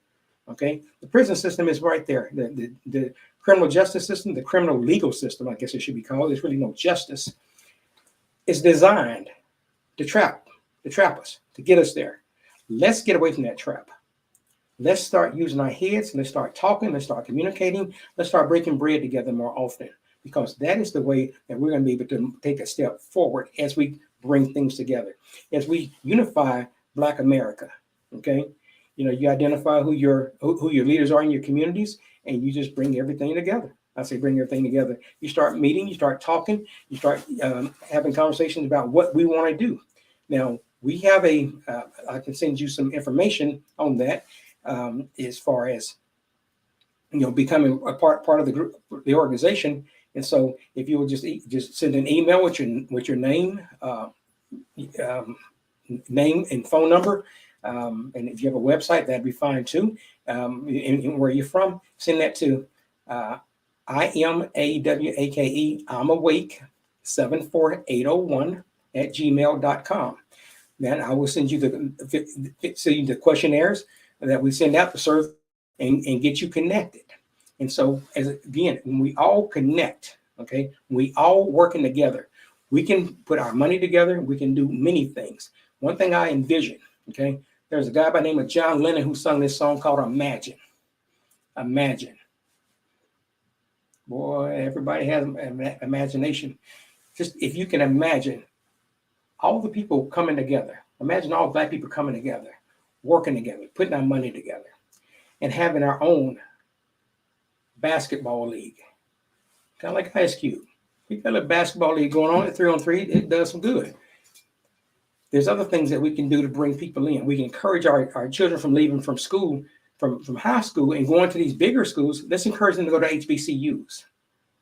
Well, they said, well, they don't have facilities there. Well, as we come together and make money, we'll be able to donate money to these HBCUs and upgrade the facilities, make sure they have the good food that's necessary, the good technology on campus that's necessary. Okay, make sure they have all the things that's necessary to run a college. Before 1954, before that decision was made to integrate the schools, we depended on each other. We got to get back to that mentality. Because when we go and educate each other, we can talk about the real deal. We're going to tell the truth about history. We know what took place. We want to teach it to our students and to our family members. These things need to happen. But when we take our talents and we send it to, so to speak, send it to these major universities, they're not going to get that education. People going to the University of Oklahoma. I went to Oklahoma State University. I promise you, they never mentioned anything about the Tulsa race riots or superintendent of schools in Oklahoma decided that they cannot teach they had to teach the black, what they call it, the race riot, the race massacre in Tulsa. They can't teach that directly because, see, it deals with race. And, we get the CRT thing. Well, we don't need to be running from the truth. We need to be able to go to the truth. We need to be able to put our money into private schools, which, there's more black schools that need to be opening up so we can teach our students what's necessary. I teach at a public school right now. And based on what I've seen over the last few years, it's going to be time for us to open some private schools, some charter schools to send these children to make sure they get educated, because the system is not for our students being educated to be in this world. When we come together, okay, and we put our money together, we're able to, like I say, create our own leagues. We can have our own football league, track league, baseball league, whatever it may be. When we come together, that's a long way off, but that's what I'm imagining. I'm imagining, Mobile, Alabama, Africa Town, to be more specific, okay, to be money pumped into that economy there, and the roads are fixed up, the houses are fixed up, and we're making Mobile, Alabama a resort capital of America for black folks. Because, see, we could go there because the town's already 51% black. They already have a port that's there, okay? So many people are already landing or driving there. Some are landing there, and they're going to stay a night or two in Mobile. If we make that the black capital of America, that's a spot we all could go to, okay? There's many empty buildings that are there that can be fixed up. Oprah Winfrey has a place that's there. We stopped and ate at her restaurant last year when I was there. But just seeing the potential of what we could do by coming together, voting together. We don't always get the right people that we want in office there, but when we stand as one, we can do a whole lot more together. So imagine life in America when we have the playing field leveled, because finances, we have equal amount of money. If we don't have equal amount of money, let's have a little bit more money. Okay, let's raise our average from, if it's just $20,000 a year, let's raise that to $30,000, then to $40,000 per family. Let's keep on raising. I know it's not that low. I'm just throwing numbers out there. I'm just saying, let's increase it. We can do that whenever we take control of our minds, can take control of our families. We take control of what we're doing in life. We wake up to these that they have out there that's waiting on us. The food that we're eating is so much junk in it. There's 55 different ingredients in a chicken sandwich from Chick-fil-A. I think it's 57 from Popeyes. There's a bunch of stuff that's really not good for us to eat. We need to wake up so we can help ourselves. See, we make the decision, okay, that we can control where we're going in life. But you have to have an imagination first that we bring it together. As we bring it together, we make it as one, okay? We're able to do so much more by locking arms, and hand in hand, we can go. The financial literacy program that we have that's under the umbrella of the Black Wall Street Private Group is something that's second to none. And within that, we're able to teach folks how to, reduce your taxes, okay? Reduce your debt, increase your assets, increase your credit score, and raise things up. And so that allows us an opportunity to bring more money into our homes. And so that financial literacy portion of the Black Wall Street Private Group, that's a whole different subject there. But like I say, the unity is what is so important to us, and what we need to do is to love one another, change it, address it in our hearts so we can go ahead and move forward. Mr. Young, this was a spectacular talk that you gave, and you're right about so many different things. This was extraordinary. Thank you. You're more than welcome. Thank you. I appreciate the opportunity. Dr. Kelly, thank you for the opportunity for me to share. I said the Black Business Network is something that is always going to be in my heart from now on. Would you do us a favor and give us your contact information again, please?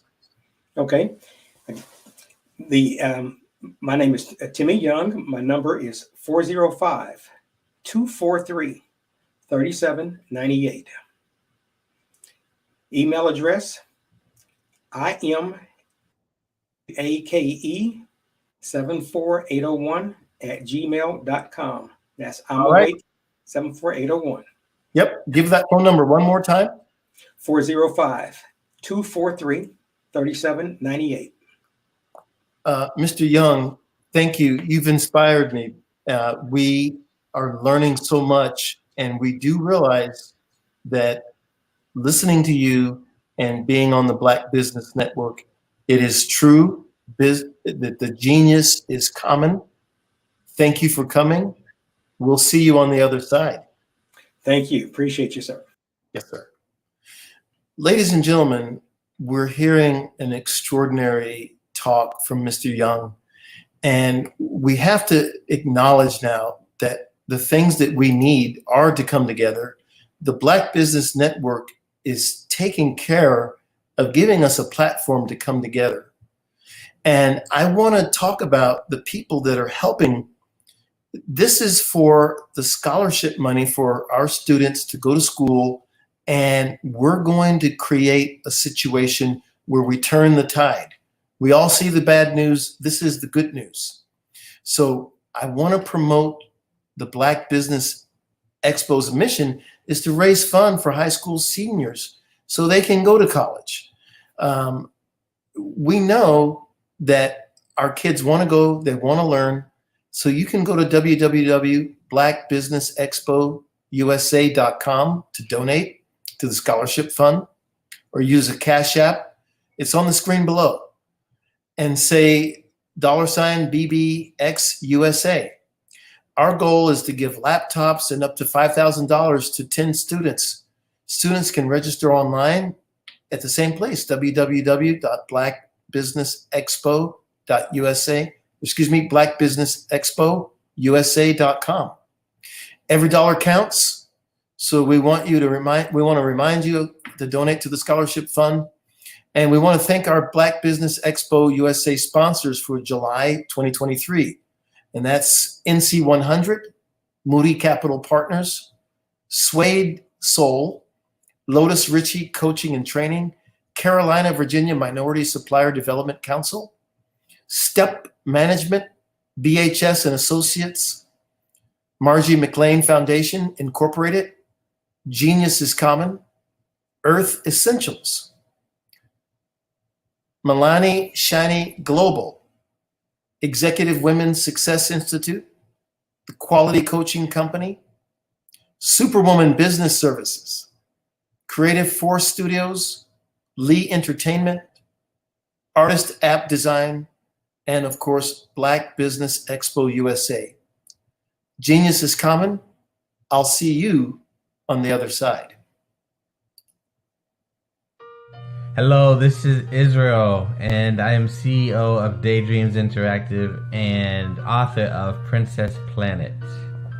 So, genius is common, and as a kid, I loved to daydream. Even as an adult, I love to daydream. And when my daughter became 6 and loved princess characters, but we just could not find the diversity that showed her, we created our own characters.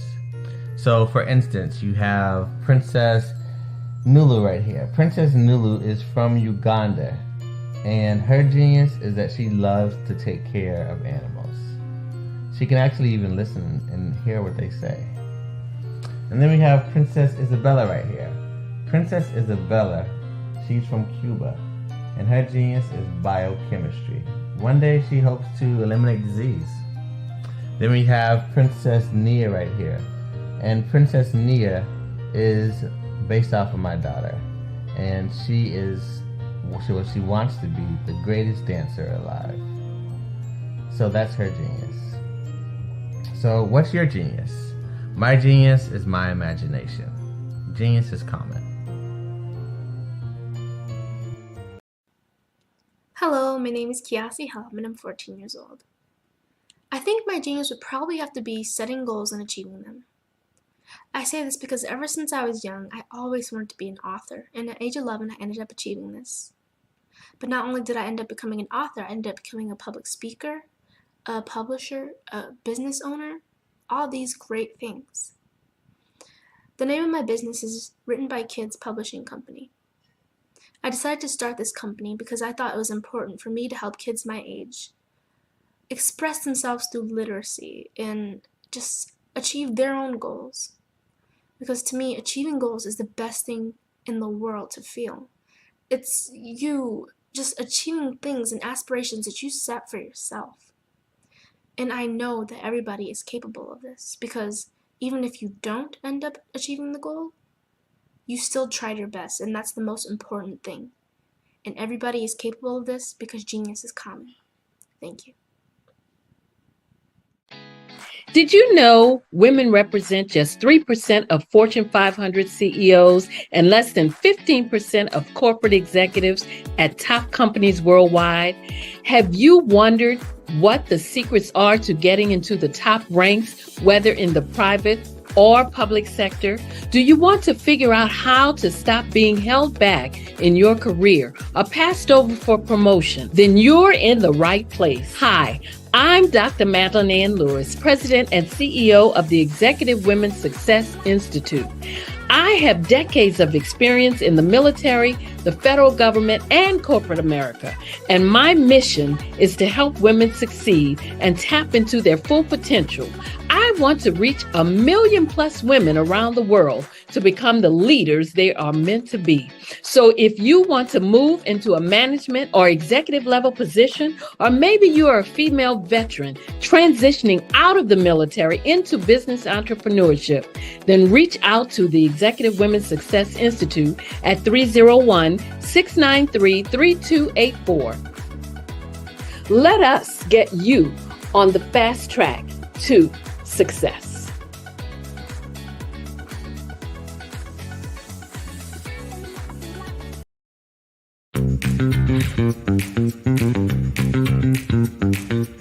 It's time for you to start bossing in social media.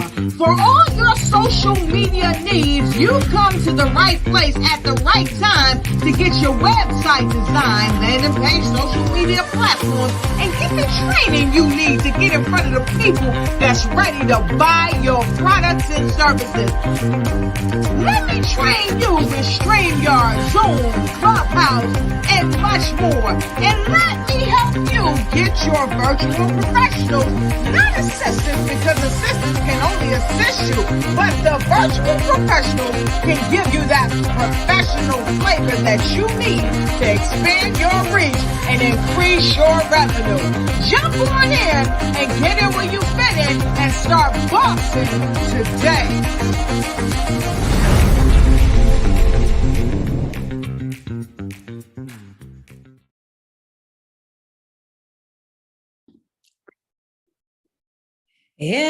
Everything must change.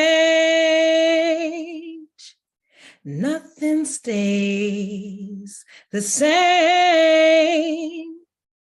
We know all of this genius inside of us, we continue to develop and change because the master, the omnipotent one, placed his image and his likeness inside of you and I. So we've got to stay the course. I'm Eliza Dukes Carter, CEO of the Breathing Experience Movement, master breathologist, stress and behavior analysis strategist, a recording artist, a best-selling author, and an ambassador to the Genius is Common movement, because we know that genius is common. So keep in your flow. And I appreciate you, Bruce George. Thank you kindly, and blessings and peace.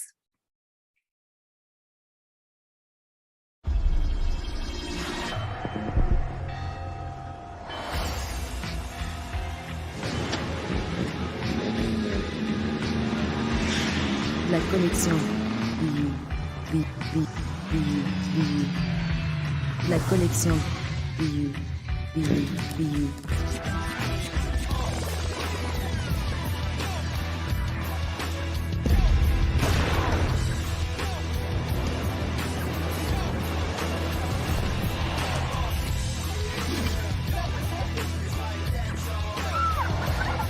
In a world obsessed with the cult of celebrity, I challenge you not to aspire to anyone else's greatness, but instead strive to reveal and ignite the greatness within you. Are you serious? I totally think that that's it. Hey. No. Hey. To me, sexy is a man that knows who he is and what he wants. Okay. He's comfortable. You look at him, you see him, he's just comfortable being himself. And you're like, Baby, be you. be you, baby. Just be you. I like it. Introducing the BU collection, exclusively available at KMG Fashion Superstore. Producers, directors, I met designers, and then everybody says, oh, this is my 6th year, and oh, this is my 4th year. Shout out to New York. We're in New York in like 7 hours. Oh my gosh, yes, we have a 6:58 flight, so. We gotta go home. We gotta go. We gotta go. Let me tell you something. Every single person that's come through the store has spoke so highly of you, and what a great event this is. Yes. I'm representing DJ Darryl, who is a platinum producer. He did the hit track for Tupac Shakur, Keep Your Head Up, Snoop Dogg, Keisha Cole.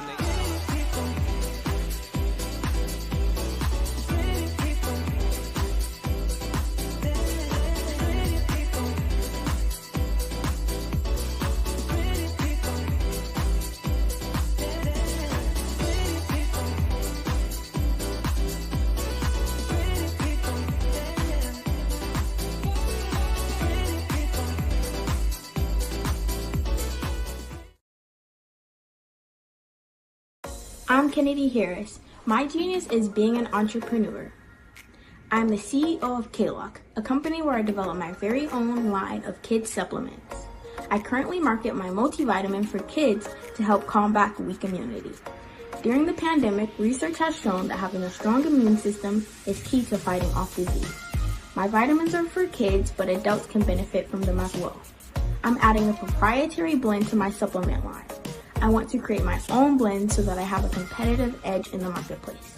Staying healthy is important to me so that we live longer and have healthier lives. My website is klockproducts.com. That is Klock. Genius is common.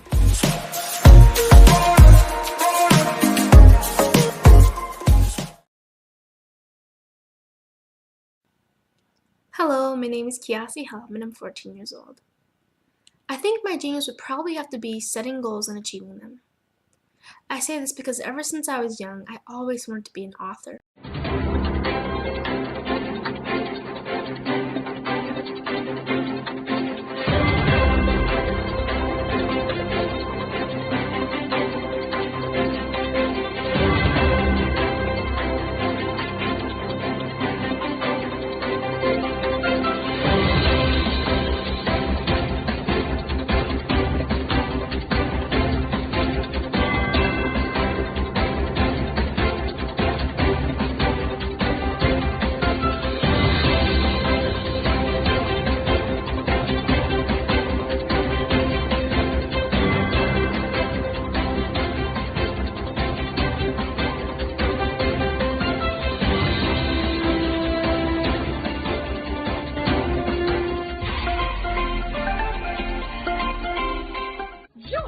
Dr. Eric Kelly III and a host of phenomenal speakers from all around the globe for this 7-day virtual event that you don't want to miss.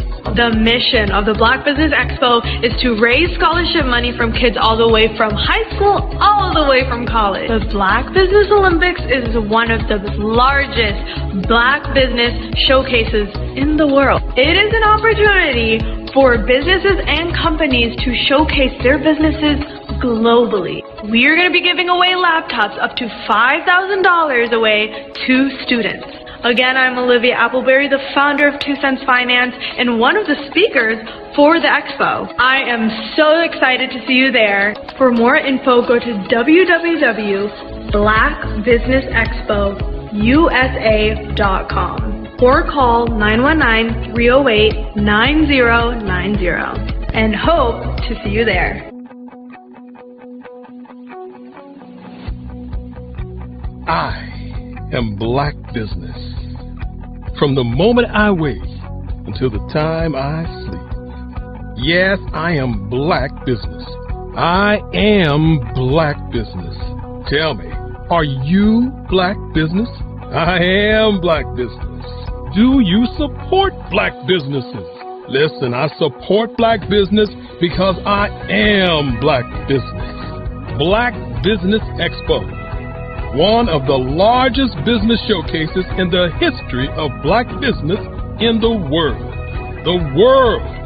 Sign up today at www.blackbusinessexpousa.com or call 919-308-9090. I am black business. What if you could build your own city? A place where every child can find nurturing people to help them achieve their full potential. A place where every adult can access job training support, where health education is abundant, where social justice ruled the land. A place without limitations. Welcome.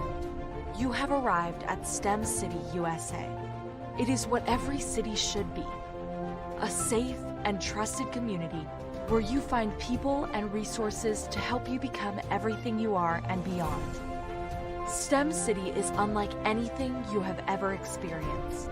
It is a digital twin of the world around you, only better. STEM City is about energy and soul renewal. It is more than a digital world. You can almost feel the power of live cultural events, music, and theater. STEM City promises a better future for children with caring mentors and hands-on activities with dedicated tutors to support our youth. STEM City is your passport to a healthy lifestyle with weekly events addressing our community's many issues. STEM City is your financial well-being with helpful information on wealth management, career advancement, job training, and so much more. STEM City is the community you deserve. It is the city where your dreams can come true. STEM City USA, a place in the sky that is accessible to all who reach for the stars.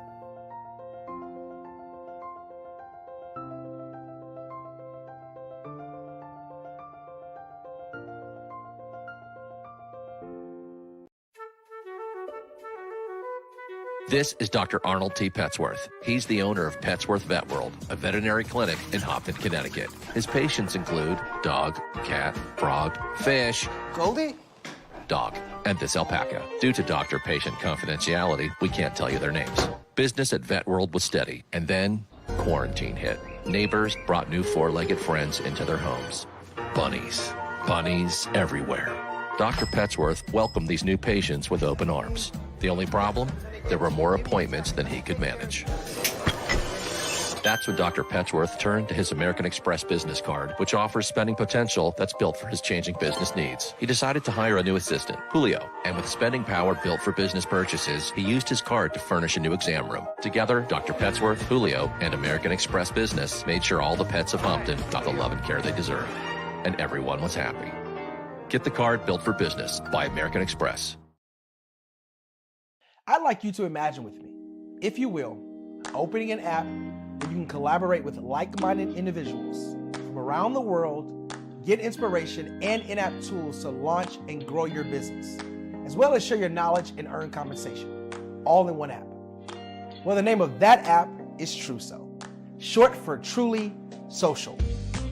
Hi, I'm Matthew Newman, the founder and CEO of Truso, a new concept in social media. Truso is designed from the ground up to be a platform that's both social and empowering for all its users. How exactly do we do that? I'm glad you asked.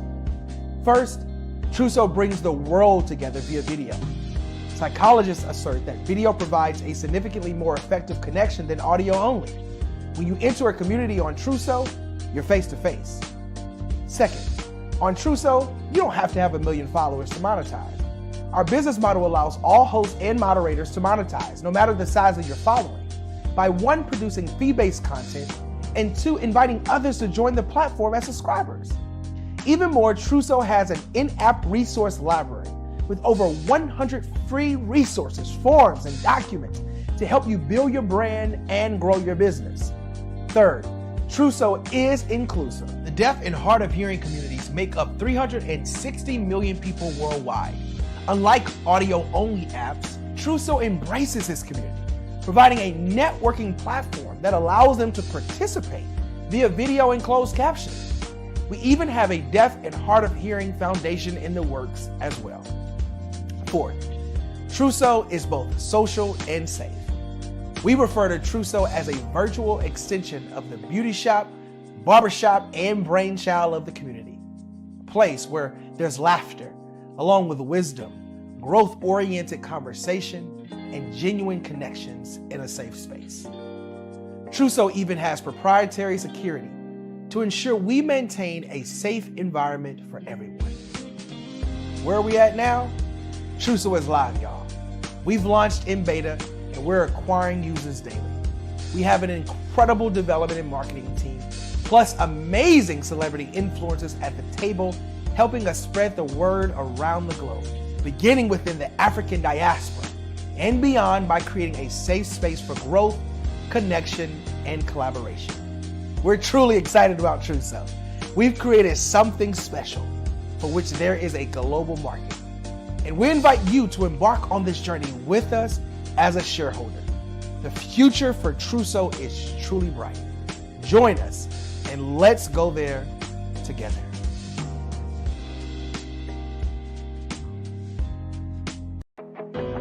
I am Black business. From the moment I wake until the time I sleep, I am Black business. I am Black business. Are you Black business? I am Black business. Do you support Black businesses? I support Black business because I am Black business. Black Business Expo, one of the largest business showcases in the history of Black business in the world. Sign up today at www.blackbusinessexpousa.com or call 919-308-9090. I am Black business. Good evening, business owners, entrepreneurs, thought leaders, and corporations. Welcome to the Black Business Network. My name is Charles Kithcart of African Diaspora Maritime. I'm your business moderator for this evening on the Black Business Network. The Black Business Network is a 24-hour business network showcasing Black businesses, business owners, entrepreneurs, and thought leaders worldwide. We have speakers from London, Singapore, Africa, Japan, North Carolina, Chicago, New York, Los Angeles, and cities all over the United States. The Black Business Network is a global community sharing its business knowledge to empower, inspire, and educate businesses about business. The Black Business Network is wonderful. So tonight, our speaker is Angela Baptiste of Inspire. Angela Baptiste has been a leader in the field of business-to-business sales operations in the telecommunications industry for the past 26 years, winning several coveted awards in her field. Recognizing the desire that people had for uplifting, inspirational, and motivational content after transitioning from the corporate world, she got certified as speaker, coach, and trainer of the John Maxwell team and began her independent business, Inspire, as a way to positively influence, inspire, and empower others in her community. Ladies and gentlemen, I present to you Angela Baptiste. Good evening. Happy Monday. How are you?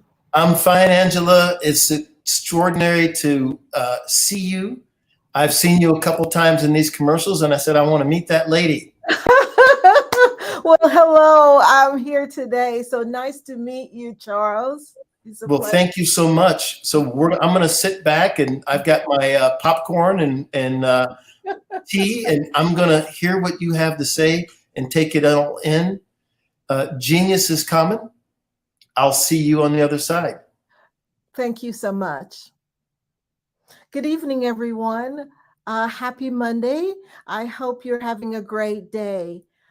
Today, I wanted to talk with you about living intentionally, designing a life of purpose and fulfillment, and not by so living by fulfillment, not by default, right? So it's so important that we're designing and creating our lives. 20 plus years I worked in the corporate environment, and I was having someone else design my life. And then one day, what happened? They just decided, okay, we no longer wanted operations in the Alpharetta, Georgia office. We're centralizing it. And they were like, okay, I'll give you an option. You could take the option of going to Houston or going to New Jersey. And I was like, none of those fit into my design that I had for my life, that I was creating for myself. And so I said, okay, it was time for me to start creating a different scenario for my life. And so that's how Inspire came about. And, those days I was chasing those KPIs, key performance indicators. Well, now my KPIs are keeping people inspired. And so what a change it has been. It's just been a pleasure just being able to add value and positively impact those people, leaders, individuals that surround me. So let's talk, right? Let's talk about what it looks like when you're designing and create a life for yourself. Today's July 24th, right? July 24th. And if you're an entrepreneur or even as an individual, a business owner, a manager, I would hope that you have taken some time to reflect and refresh and then begin again, right? Or restart. And at the end, I'll give you a breakdown of what those acronyms stand for. Refresh, first reflect, of course, and then you're going to refresh and then restart. And I call it halftime. And if you're watch a game, if you love soccer or football or whatever game in sports, tennis you might like, there's halftime. And have you ever witnessed where at halftime there's a team that's down by, say, maybe 9-3 or 10-5 or something like that. And the team that's down, they get halftime. And then what happens? They come back and then they're able to win the game. What do you think happened during that halftime? So halftime, the goal of halftime is that you improve the performance of the team for the second half. And so we're on that second half. And if we're looking to say, okay, how do I want my business, my team, my family life, right? What do you anticipate it to look like by the 2023? Since for the last 6 months, we've been talking about goal setting. And so I'm talking today now about halftime, reflecting, refreshing, and restarting again. Looking back for a few minutes and saying, okay, here's what I said I wanted to do in January. Okay, am I there yet? What do I need to do better in order to get and achieve those outcomes that I desire to achieve by the end of 2023? So let's talk about living by that intention, setting those goals to achieve after you've done that reflection and resetting, right? And starting again. Everyone I believe wants his or her life to matter, to have some kind of meaning. And this is possible for each and every one of us. Don't you agree? We all have that potential. The key to designing and creating a life of significance is being intentional. Yes. Each and every day, we must be intentional. Yes, we have those dreams, those visions. But if we don't ever take the action, what's going to happen? we'll never achieve the desired outcomes that we want to create. So the question is, right? What's your story? Who are you becoming? Are you making the world a better place, whether it's in your business, whether it's at home or in your community? Yes, we are the authors of our lives. We should not or refuse to have anyone else to create our story. What are you creating today for yourself? It's so important for us to live each and every day intentionally, taking full responsibility, taking control each and every day of our lives.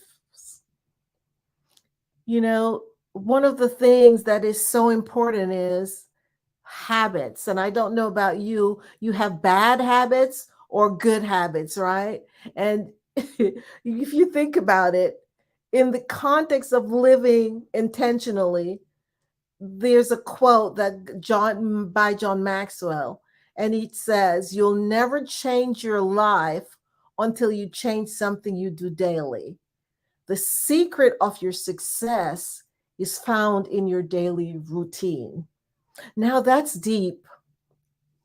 I'll read that again. You'll never change your life until you change something you do daily. The secret of your success is found in your daily routine. My question is, what's your routine? Do you have a routine? What are some of those things that's not serving you in achieving those desired outcomes that you're desiring for success? It's the quote clearly emphasizes the significance of small, consistent actions in shaping our lives. It encourages leaders to focus on creating positive habits and making intentional choices in our daily routine so that we could bring about lasting change. In a world that's filled with distractions and societal expectations, living life intentionally is a powerful choice that could bring immense joy, meaning, and fulfillment. It involves consciously designing our lives instead of merely going through the motions. Today, in our discussion, we will explore the concept of living intentionally, highlighting the importance of purposefully living and providing practical tips for embracing this transformative approach, which is emphasizing the importance of consciously shaping your life. Instead of living by default, we highlight the idea of intentional living as a deliberate choice that leads to a more purposeful and fulfilling existence. You know, John Maxwell says again in a quote, "Success is not a destination, it's a journey." So it's not somewhere you get to and then you have nowhere else going, right? It's a journey, so it's continuous. It's until we die, we're on that journey. So living intentionally requires a clarity of purpose, understanding our values, our passions, and what truly matters to us allows us to create a life that is meaningful and fulfilling. It involves setting meaningful goals. We've been talking about this all these past 6 months, setting those goals,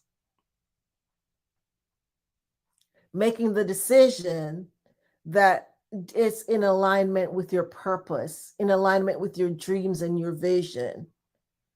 It was Ralph Waldo who stated, "The purpose of life is not to be happy, it is to be useful, to be honorable, to be compassionate, to have it make some difference that you have lived and lived well." When you design your life, and you're creating a life that's meaningful, not only to yourself, but to those around you, yes, you could say you've lived an honorable life. one that's made a difference and that you've lived well. A life best lived is a life by design, not one by accident, and not by just walking through the day, careening from wall to wall and just managing to survive. That's not okay. We need to thrive. That's okay. But if you can start giving your life dimension, design and color and objectives and purpose, the results can be staggering. So that's what we should be striving for, giving ourselves that joy, those colors, different dimensions in our life, right? By defining who we want to become. Those are the things that what it means living by design. Aligning with our values and our goals and our aspirations. It's about taking control of our destiny, making deliberate decision instead of simply reacting to circumstances. Are you there today just going by the seat, running and making decisions by the seat of our pants? We don't need to do that. We need to consciously, intentionally, daily, weekly, monthly, annually, biannually, be setting out what those goals are in order so it's aligning with our purpose, aligning with what our values are, or dreams and our hopes. Once we do that, then we're setting out for those desired outcomes and we'll be living a life of significance. It was Steve Jobs who said, "Your time is limited. Don't waste it living someone else's life." It's no fun living someone else's plan. And that's what happens if we're not careful, if we're not designing and creating the life that we desire, then someone else is creating it for us. And that is too expensive to live someone else's life. Yes, for sure. If we do not design our lives, someone else will. So here are some practical tips for living intentionally. Number one, define what your values are. Reflecting on what matters most to you in life. Identify what those core values are, which will serve as your guiding principles.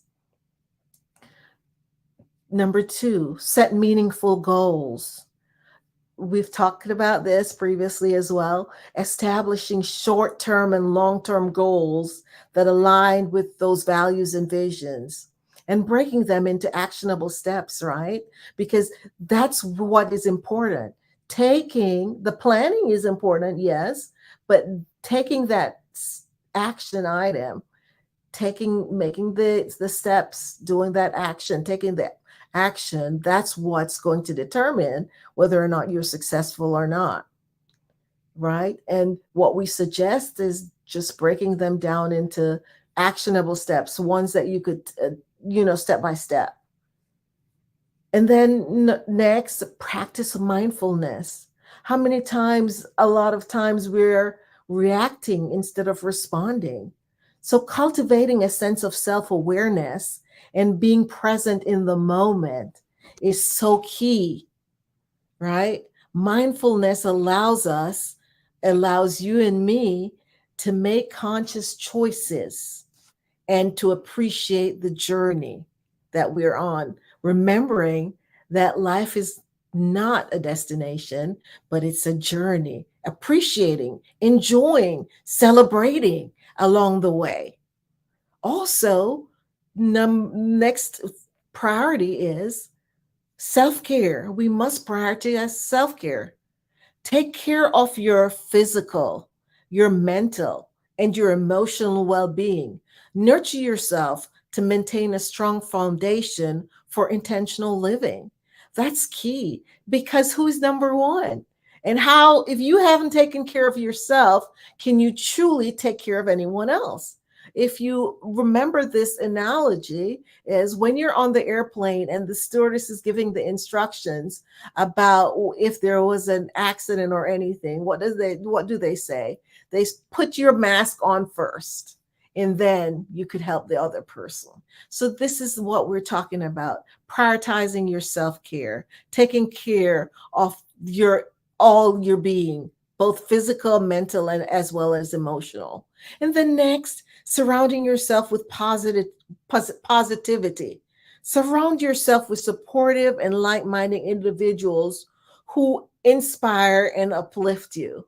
You know, who are those 5 people that you're surrounding yourself with? Are they uplifting you, or are they tearing you down? Do you need to get a new support system that will, pour into you and fill you up? Or do you need to, find another group of people? Remember that, they're coaches, they're mentors, and then, you could have your friends and family as well. But sometimes our friends and our family, are they toxic? Are they helping you or to grow? If not, then you need to find other people to surround yourself with. Embrace learning and growth. Continuously seek opportunities for personal and professional development. Expand your knowledge, skills, and perspectives. There's some people who would say, I met someone actually who told me that they knew everything they needed to learn. I was like, wow, interesting. That's what I was thinking to myself. I don't even think he was 60 yet. And he said he knew everything he needed to know. How sad is that? That means he's ready to go in a coffin someplace, because growth and development should always be continuous. Every day, if I don't get up and learn something new, then I'm not doing the right things that I should be doing, because every day there's an opportunity for learning and growth. So always thinking, reading, finding opportunities to learn and grow. Remembering that if you don't live a life by design, you'll end up living a life by default. And that's no fun. We have that choice to live the life by design or default. Living by design means taking an active and deliberate approach to how we shape our lives. It involves making conscious choices, setting goals aligned with our values, and actively pursuing our passions and our aspirations. When we live by design, we are intentional about the direction our lives take, actively seeking personal growth, fulfillment, and meaning. By taking ownership of our lives and making intentional decisions, we have the power to create the life we truly desire. We have the freedom to pursue our passions, make choices that align with our values, and design a life that reflects our unique vision and purpose. If we're living by default, on the other hand, living by default refers to a passive approach. Who wants to do that? We're allowing external circumstances, societal expectations, and the opinion of others to dictate the course of our life. Instead of consciously designing our lives, we're falling into routines and patterns that may not align with our true desires and values. Living by default can lead to a sense of drifting or feeling stuck in a life that lacks fulfillment and purpose. It's when we let fear, comfort, or societal pressures dictate our decisions rather than taking ownership and actively pursuing what brings us joy and fulfillment. It's so important to exercise, and know that we have that power, the power to choose, being able to recognize that there's a crucial distinction between living by design and living by default. That power of choice. we have the ability to choose how we want to live our lives and the level of intentionality we bring to our decisions. Each choice that we make, no matter how small, has the potential to shape our path and impact our overall well-being.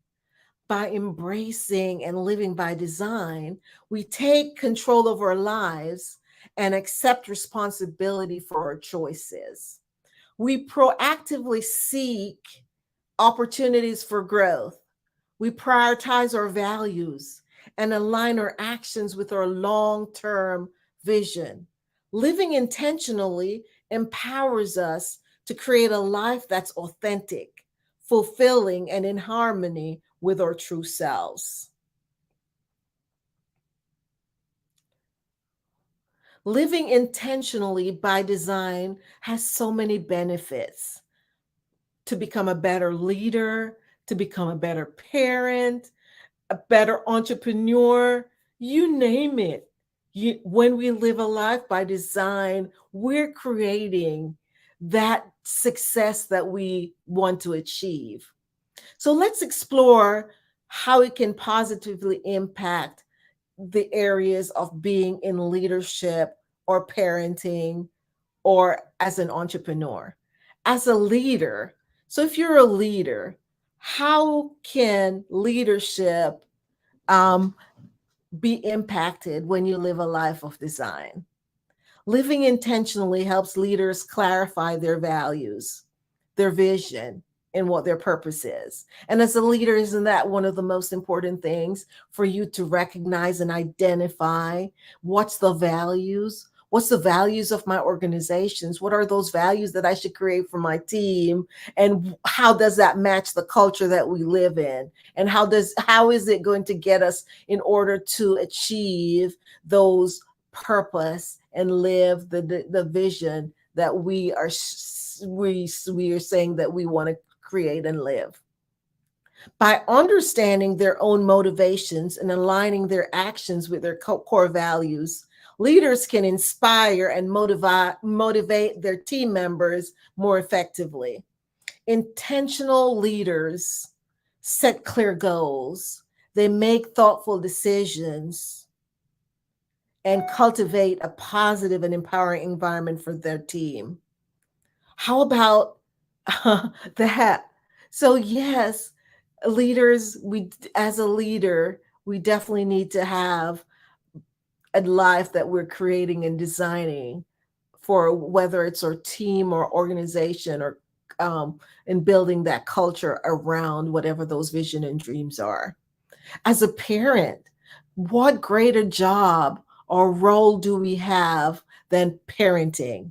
And intentional parenting involves being present within your family, being engaged, being purposeful in raising our kids. By consciously designing parenting strategies based on your core values, parents can establish a nurturing and supporting environment. Intentional parents prioritize quality time, effective communication, and instilling important values, guiding their children towards becoming responsible, confident, and empathic individuals. And yes, what an important role it is to be parents. So definitely, families, we have to be creating and designing a life based on those values and our what we're expecting to achieve from for our families. And then as entrepreneurs, intentional entrepreneurs approach their ventures with purpose, with vision, and careful planning. By defining their goals and understanding their target market, they can make informed decisions and create products or services that genuinely meet customer needs. Intentional entrepreneurs also prioritize personal growth, seek mentorship, and continuously adapt their strategies to ensure long-term success.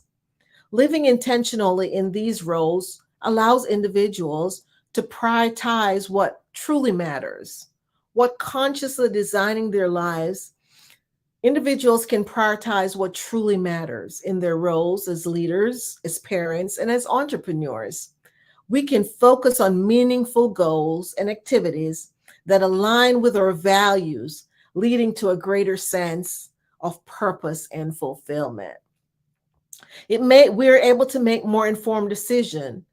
Living intentionally encourages individuals to reflect on their choices and consider the potential impact on whether they're leading well or they're parenting well or that entrepreneurial journey. This leads to more thoughtful and strategic decision making, resulting in those successful outcomes that we're wanting to achieve. So, create a positive impact intentionally living enables individuals to be more mindful and being in alignment with those values and those goals.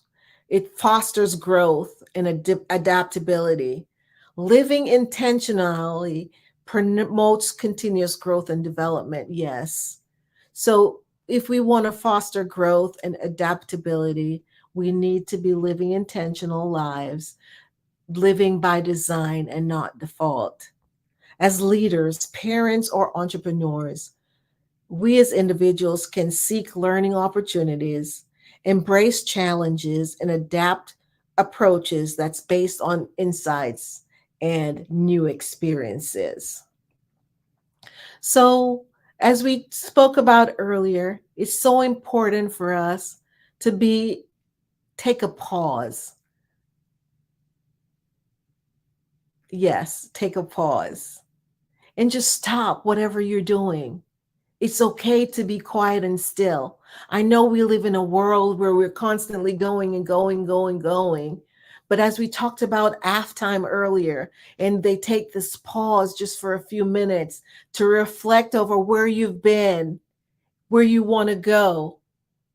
Okay. And then say, okay, here am I. Reassess. Is this where I want to be? If it is where you want to be, then you're going to keep those strategies. But if it's not where you want to be, then it's okay to rip it up, rip the Band-Aid off and say, this is not where I want to be. I need to reset and restart. And that's okay. Because remember, it's a journey. And if you're heading in the wrong direction, why keep going in that direction? We have to change course sometimes. And we have to remember that that's okay. But that's why it's so important. We take a pause. We stop for a minute. Give ourselves time to breathe. Look back for a minute and say, okay, here's where I said I wanted to be come July. Am I there yet? If I'm not there, what are some of the things that kept me from getting there? Was I really engaged? What do I need to do differently? And then after that reflection, we refresh whatever needs to be refreshed, and then we restart again. It's so important for self-reflection, being self-aware, having the courage to make the choice that may diverge from the societal norms, but remembering that it's okay. You're designing and creating your life. And also that it's an ongoing process of self-discovery, adaptation, and refinement. By embracing the power of choice, we can break free from the limitations of default living and creating a life that reflects our true values or passions or dreams or aspirations.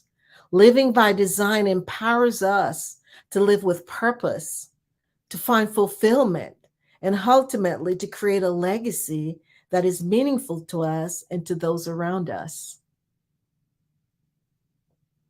You know, being intentional means living by your core values, setting intentional goals, living your life on purpose, setting your priorities. What are your priorities for your team, your organization, your family, your community? You name it. What is that for you? What does it mean for you to be intentional? And this is not something that's just once, right? It's a daily being intentional, setting those goals for your next day prior. So tonight I am going to set the goals or my plan for tomorrow so that I could be intentional with how I spend my day. Are you being intentional today? Have you taken a halftime?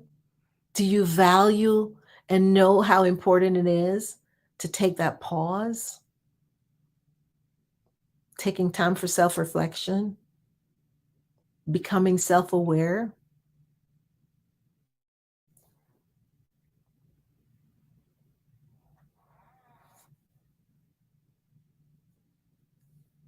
An unintentional life accepts everything and does nothing.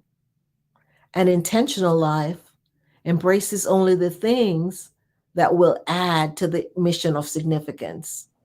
So living intentionally supports individuals in becoming better leaders, better parents, better community activists, members, and entrepreneurs. It allows and it enables them to align their actions with their values and make informed decisions. Beautifully spoken. Thank you. We're learning so much from you. And I sat here mesmerized because we can get into the rat race and we forget that if we can calm ourselves down, the vision comes to us. Mm-hmm. We're thrilled to hear what you have to say. And I jumped in because when they put me up on screen, that means we're going to chat a little bit. Okay. And I want to tell you how valuable what you're saying is. I think a lot of times people keep the day job, they're working on their vision, and life is happening, and they get caught in the wheel, mm-hmm. and they're spinning, and they get spun out. Mm-hmm. But I think with your sage advice and wisdom, you're helping us to ground ourselves, as you say, become intentional, and then you can let go of some of this extra clutter mm-hmm. that's unneeded. Mm-hmm. If you look over my shoulder, there's a television, but I can assure you that that TV is off 90% of the time. Yep.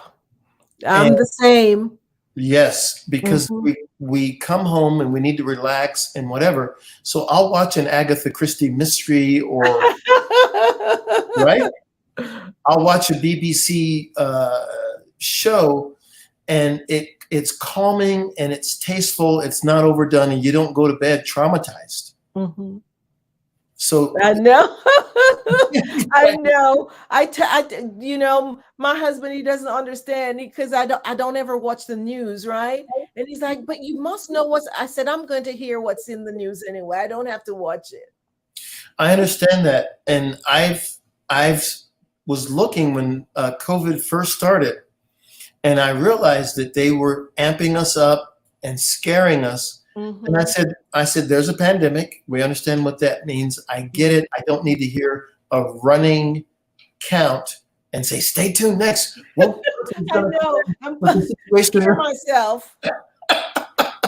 So what you're doing is we really have to learn how to live these holistic lives. And we're going to really have to take your sage advice.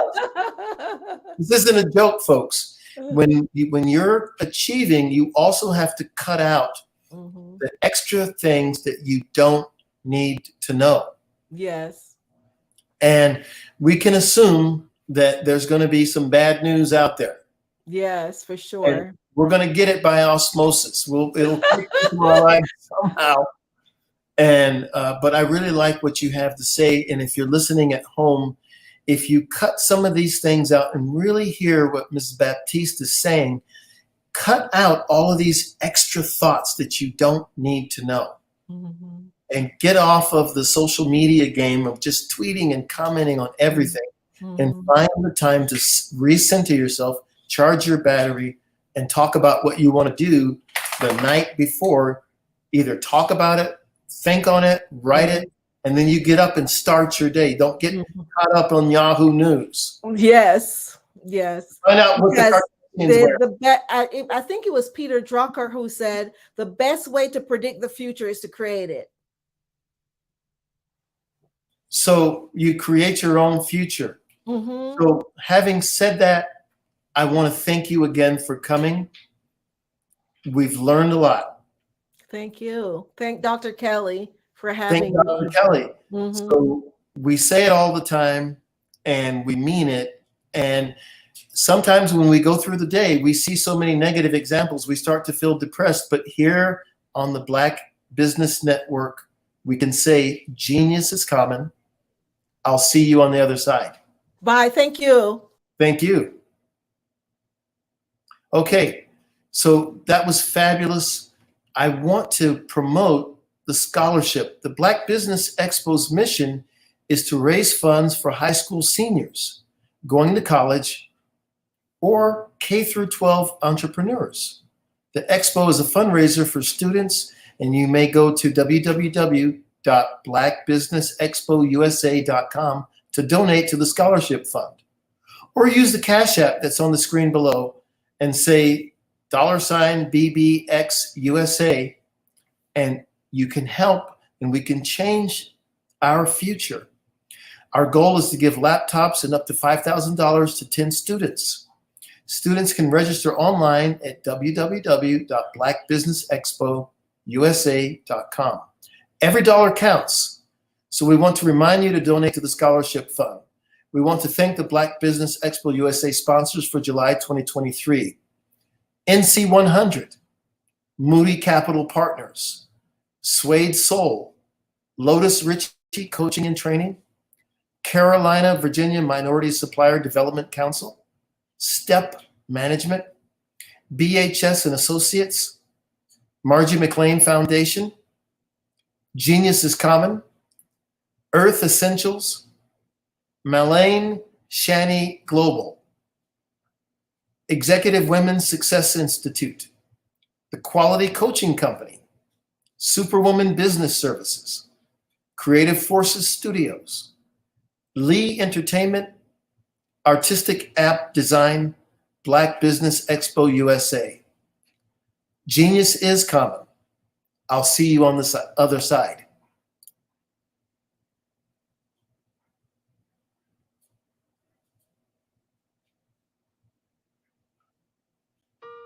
Hello, this is Israel, and I am CEO of Daydreams Interactive and author of Princess Planet.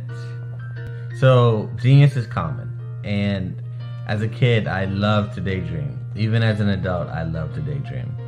And when my daughter became 6 and loved princess characters, but we just could not find the diversity that showed her, we created our own characters.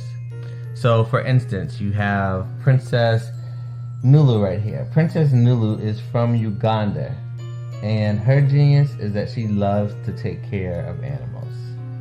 She can actually even listen and hear what they say. And then we have Princess Isabella right here.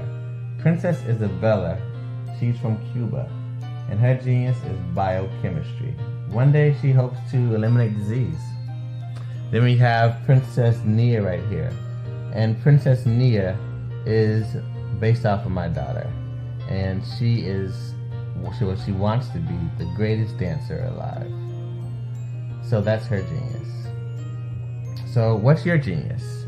My genius is my imagination. Genius is common.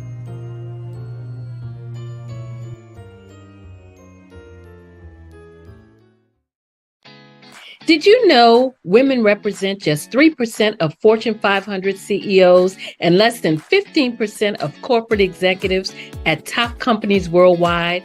Have you wondered what the secrets are to getting into the top ranks, whether in the private or public sector?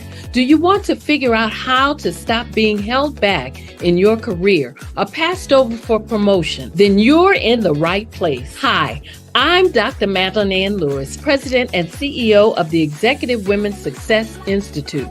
I have decades of experience in the military, the federal government, and corporate America, and my mission is to help women succeed and tap into their full potential. I want to reach 1 million+ women around the world to become the leaders they are meant to be. So if you want to move into a management or executive level position, or maybe you are a female veteran transitioning out of the military into business entrepreneurship, then reach out to the Executive Women's Success Institute at 301-693-3284. Let us get you on the fast track to success.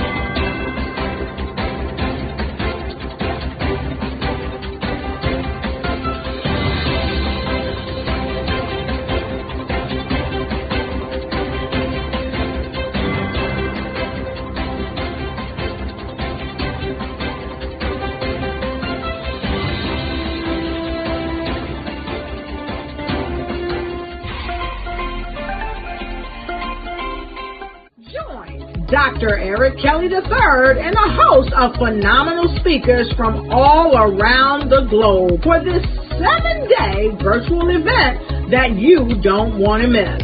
The mission of the Black Business Expo is to raise scholarship money from kids all the way from high school all the way from college. The Black Business Olympics is one of the largest Black business showcases in the world. It is an opportunity for businesses and companies to showcase their businesses globally. We are going to be giving away laptops up to $5,000 away to students.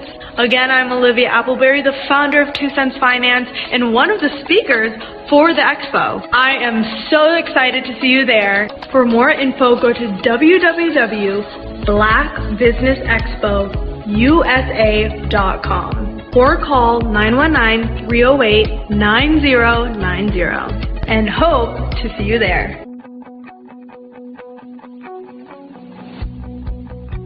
I am Black business. From the moment I wake until the time I sleep. Yes, I am Black business. I am Black business. Tell me, are you Black business? I am Black business. Do you support Black businesses? Listen, I support Black business because I am Black business. Black Business Expo, one of the largest business showcases in the history of Black business in the world. The world! Sign up today at www.blackbusinessexpousa.com or call 919-308-9090. I am Black business.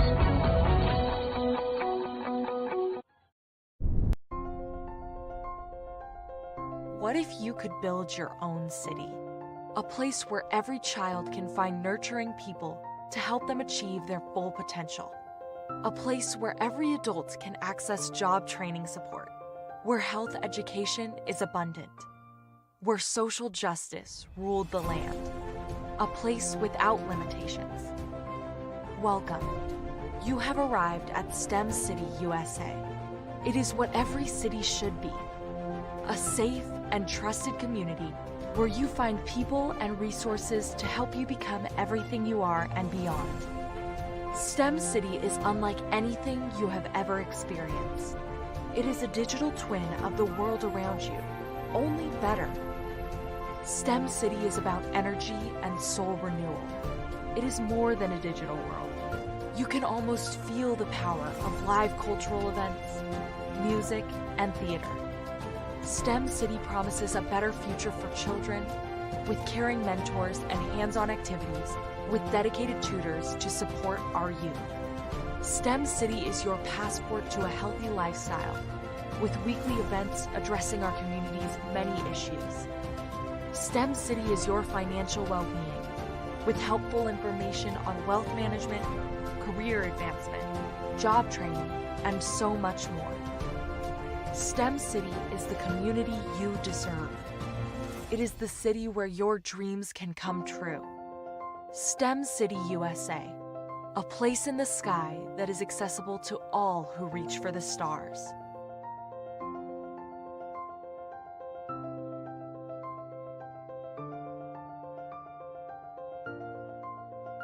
I was born in a little village on the island of Haiti.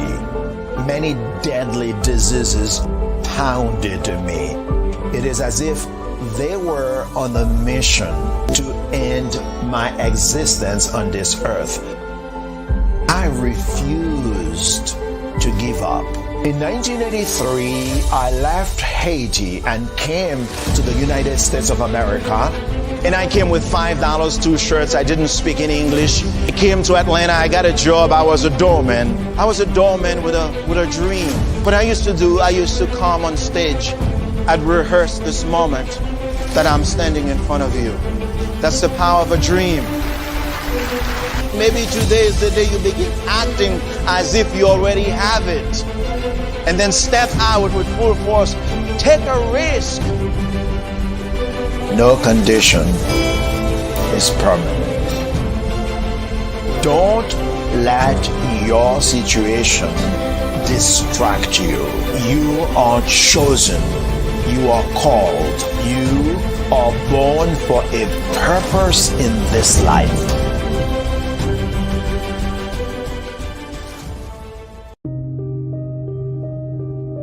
The Black Business Expo is changing my life.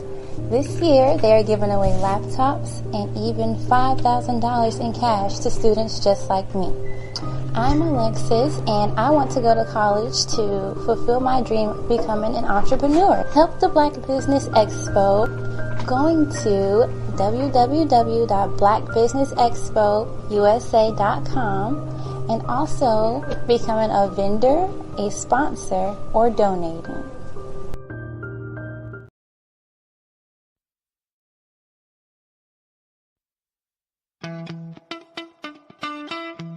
How many times have you been asked to help someone you didn't even know, a student, a business entrepreneur? Or did you ever even ask, where did they end up? That business, that friend, that entrepreneur. Well, just maybe they ended up in a gang, bankrupt, homeless, or worse, dead. Maybe they turned to crime, drugs, and alcohol. Did you ever wonder? Did you destroy their dream, or was your life always so easy? At the Black Business Olympics, we started a movement to help students complete. Give them hope and foster success. Help them to leave their dreams of providing laptops, computers, and up to $5,000 in scholarship funds. Today, we ask you to help a student, a business owner, or an entrepreneur to realize their dream by sponsoring them, supporting them, and buying from them. Consider this. With $1.6 trillion in our Black community, we only ask for a small donation for our students, our businesses, and our entrepreneurs. And you can change a life today. So I ask you, what are you going to do? Sit on the sideline and watch our students in high school be leaders, miss out on their dream from lack of resources? Or are you going to donate to the movement and change their future and yours as well. Give us a call today at 919-308-9090. Change their life by investing with action to the Black Business Olympic Fund. The Black Business Olympics, one of the largest business showcases of Black business in the history of the world.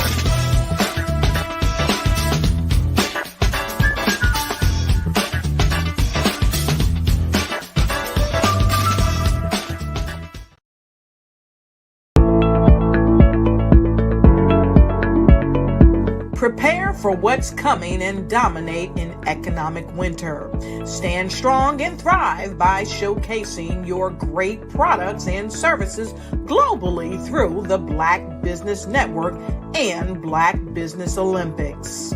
The Black Business Network has showcased over 2,000 companies with over $7 billion in sales each year. Over 10 million attendees have viewed the rebroadcast each month.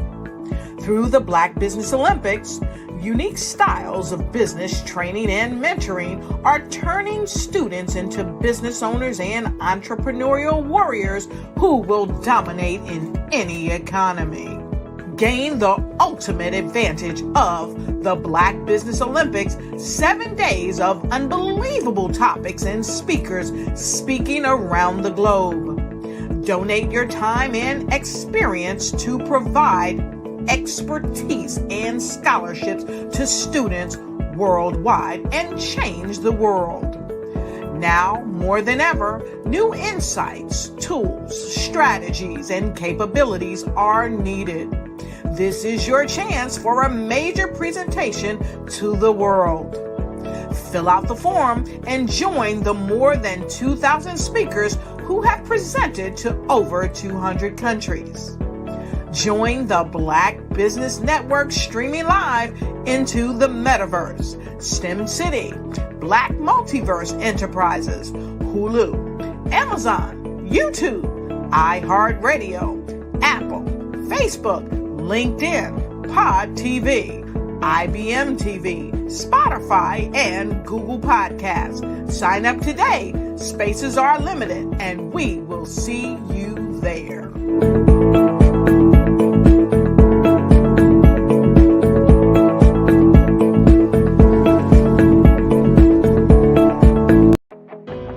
I am Black business. From the moment I wake until the time I sleep, I am Black business. I am Black business. Are you Black business? I am Black business. Do you support Black businesses? I support Black business because I am Black business. Black Business Expo, one of the largest business showcases in the history of Black business in the world. Sign up today at www.blackbusinessexpousa.com or call 919-308-9090. I am Black business.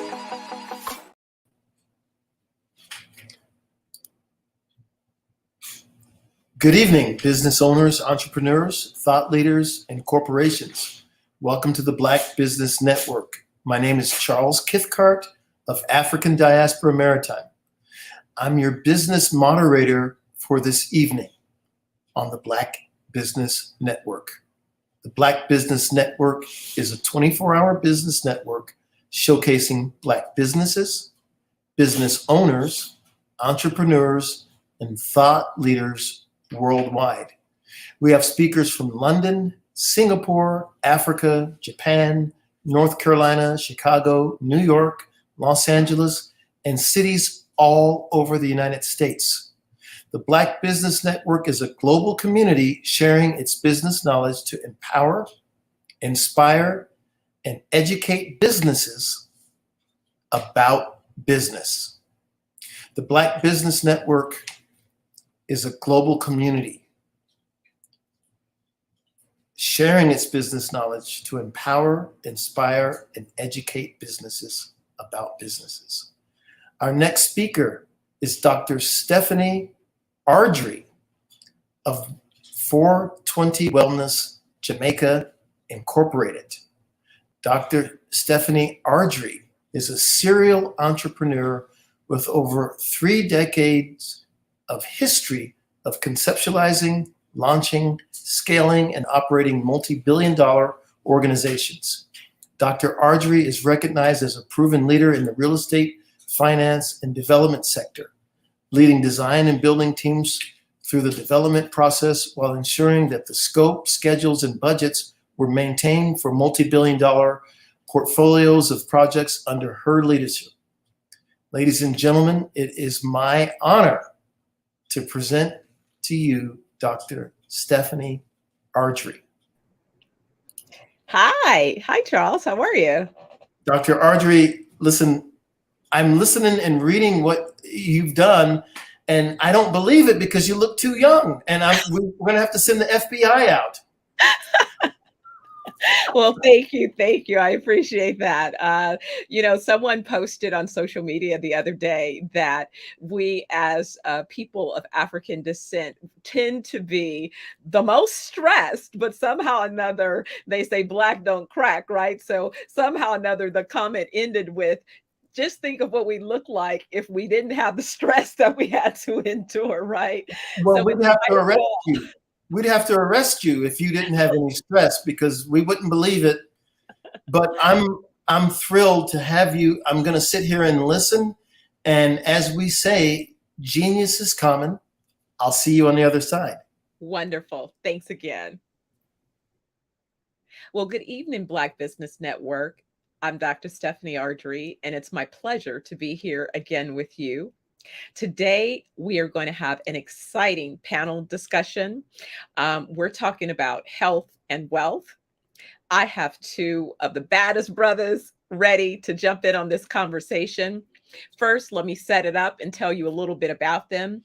We're joined today by Dr. Aubrey Oliver, who is the global house call doctor, is probably the best way to describe him. He has a network of patients spanning the UK, the USA, Canada, the Caribbean, you name it. Doc is the doc that responds to a house call.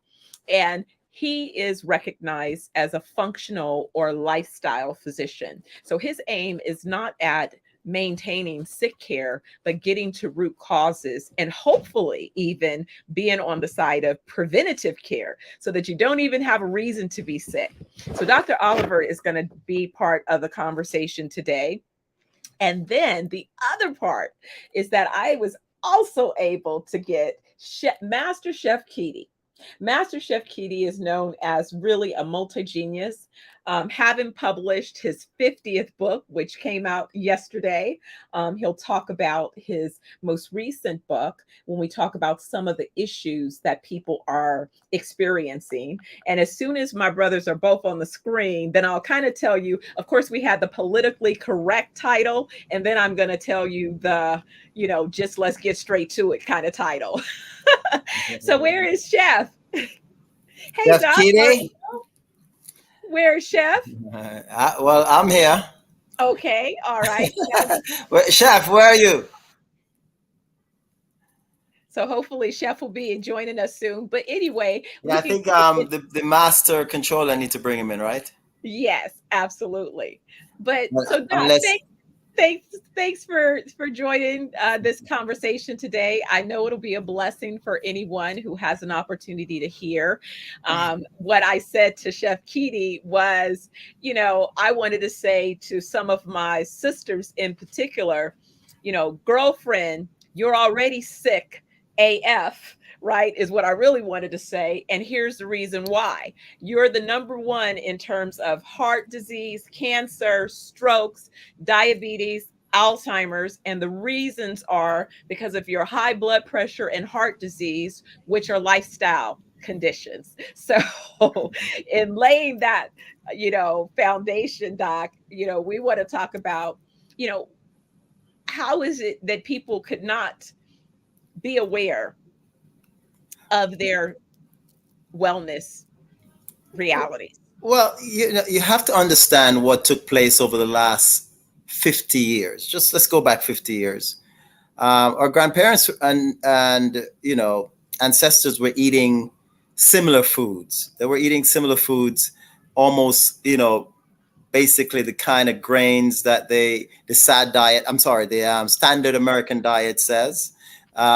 So they were eating that, and these were made by decisions of administrators at the FDA and CDC and stuff like that. These are not, a lot of these things weren't even brought on by scientists. It's just brought on by food companies and who were more influential. So the SAD diet, the standard American diet, and I'm not making a mistake. I have to, because that's what that's the abbreviation, SAD, SAD diet. So SAD, standard American diet. And, just the word SAD, standard, diet, has to do with, what's the first three letters in diet, DIE. So we don't even use that anymore. But if you looked over the last 50 years, they set a standard where grains and all these processed things, you would say today, would fall underneath that precept. So basically, that was the biggest part of they said for your meal, for energy, and so you can go. So people get up in the morning and they'll have a big bowl of cereal with milk. I was a part of that. In New York, the quickest thing to grab when I go to the supermarket, when I grew up in New York, I'm reading the boxes of the cereal and I'm seeing which one have the most nutrients, just to find out that a lot of that was just processed stuff, had no real meaning because they were synthetic vitamins. They probably did more damage. And so a lot of our women who are busy on the run and they holding down the family, they just went along with what they were told over the last 50 years. And the more these food companies take over in their mafia style, along with the pharmaceutical company, it's the more garbage they put into these so-called foods. They're not. We can't even call them food because they're not really making any contribution to your nutrition or your nourishment, we used to say, right? So this was taking place for a while. And, in the supermarkets and a lot of the Black communities, they basically force a lot of processed food onto the public, there. And they advertise heavily, because I was a part of that again. I always want to try the newest thing that I see advertised, that they say low fat and all these other things. And I was at 30 something, I was like, I'm getting a pot belly. I'm looking like my father, because my grandfather looked better than me. I was looking like my father, and I'm like, I'm only 30, because even though I thought I was eating healthy, I just was just blowing up. My metabolism was slowing down. I was getting, knee pain in my knees and all these things. So what, is happening to our women, it's similar. It's just that a lot of them don't have time to really do what I did. I was lecturing. I was supposed to go back to do a doctorate, so I get my professorship in Jamaica, and I saw a doctorate program in alternative medicine. So I jumped for that. And in doing that in the last 15 years, I've just been studying and, just coming to conclusion what we need for good health and longevity. So it's behooves it not to really blame anyone for what they are going through, but people like myself and Kitty is here to educate people, to let them understand they can reverse these damages. And it's never too late. That's a good thing about it. It's never too late to start and understand nutrition, start and understand what food is supposed to be about. Food is your medicine is your food. We don't eat like that. We eat for our taste buds and our gut bacteria. That's what most of us eat for. We're like two legs of a whole host of bacteria and parasite, and Kitty will give you more detail on some of these scientific things later on. But that's what we are. We're just walking bacteria. So a lot of time when we're eating, our stomach is our second brain. It dictates to the top brain what it wants to eat if we put it in practice over time. So as I said, our grandparents used to eat the same things, but guess what? Right now, what we used to eat in sugar 50 years ago, Do you realize we used to eat about 5 to 10 pounds of sugar a year 50 years ago? Can you guess how much pounds of sugar we're eating today in all the food content and all the things? Oh, I think it's hundreds of pounds or something. It's some 100, over 100 pounds. yeah, some We're going ridiculous from amount of sugar. 5 pounds in just basic food, bread and all those things, processed stuff, the so-called processed stuff our grandparents used to have 50 years ago, crackers and those things. So today we're eating 10 times, 20 times the amount of sugar. The biggest problem today with our Black women is insulin resistance. And because of insulin resistance, it comes into play through fatty liver and that big gut that you see there. A lot of us, well, I'm not anymore, but a lot of them walking around with. I got rid of my gut because I made it my duty that I was going to do that. And I remember when I was in high school and used to see, our teachers or elders, I would see them with those little legs and a pudge gut. I've always told myself, I do not want to look like that. So I want to make it my effort to keep at least my legs, some muscles on them, and my gut down, So all of that is a sign of insulin resistance. Before, when we're younger, 40 years ago, and we see people like that, a lot of them were because of alcoholism. So you see where their legs start shrinking up. I remember in Jamaica seeing these men, they drink so much that they have a pudge belly and little legs, and we knew that they had liver issues. But today, it has nothing to do with alcohol. Most of it is through just poor eating habits. And that's what I'm here to do. And that's what I'm here to change and help my brothers and sisters advance in a healthy way, because the goal is to live a long, happy, prosperous life to the, ages of 120 and beyond, because the body is designed for that. Especially Black people, our bodies are designed to go a long time, So it's not like it's not part of our DNA. It's a part of our DNA, but because of enslavement they started giving us some of the worst foods and other things over the years, where they deprive us of our 40 acres and a mule, because we could have done so much if we just get that.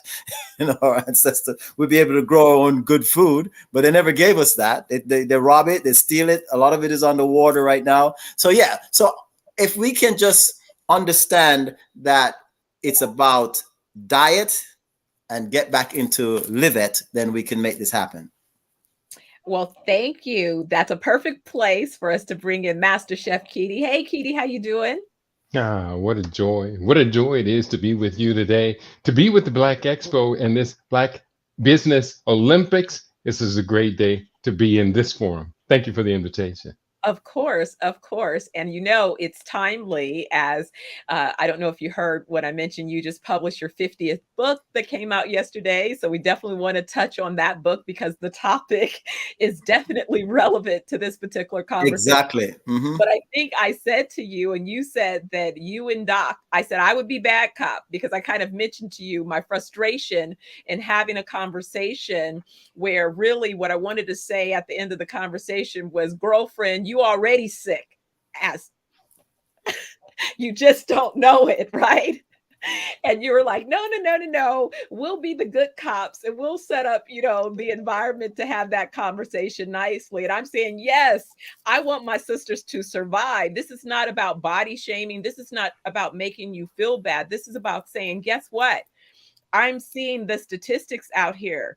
I'm having the conversations with my friends. I'm seeing the posts that, this sister's in the hospital, this one died, this one's struggling with it, I'm seeing the flights, traveling through the airport. I walked on 7 Mile Beach 4 weeks ago, and I'm telling you, there was not a person on this beach that had showed up. Most of them could barely walk. They were on walkers and canes. And I was like, there had to be a good 200 people. And out of that 200 people, if I could have said 10 of them looked like they were healthy, that probably would have been a stretch. So that says to me, there's a serious issue. And, we can't create generational wealth if by the time you get halfway down your career, you're sick and you're taking 50 medications. that will wipe out your wealth. One good hospitalization, that will wipe out your wealth. So you've got to take care of your health, and you must take a preventative stance. So anyway, with that, Chef, foundation for what we hoped to begin as the conversation. So I'll let you kind of weigh in of the new book and also your thought about this particular conversation. Hello. Again, it is a pleasure to be in the presence of so many people who are entrepreneurs, successful businesswomen, businessmen.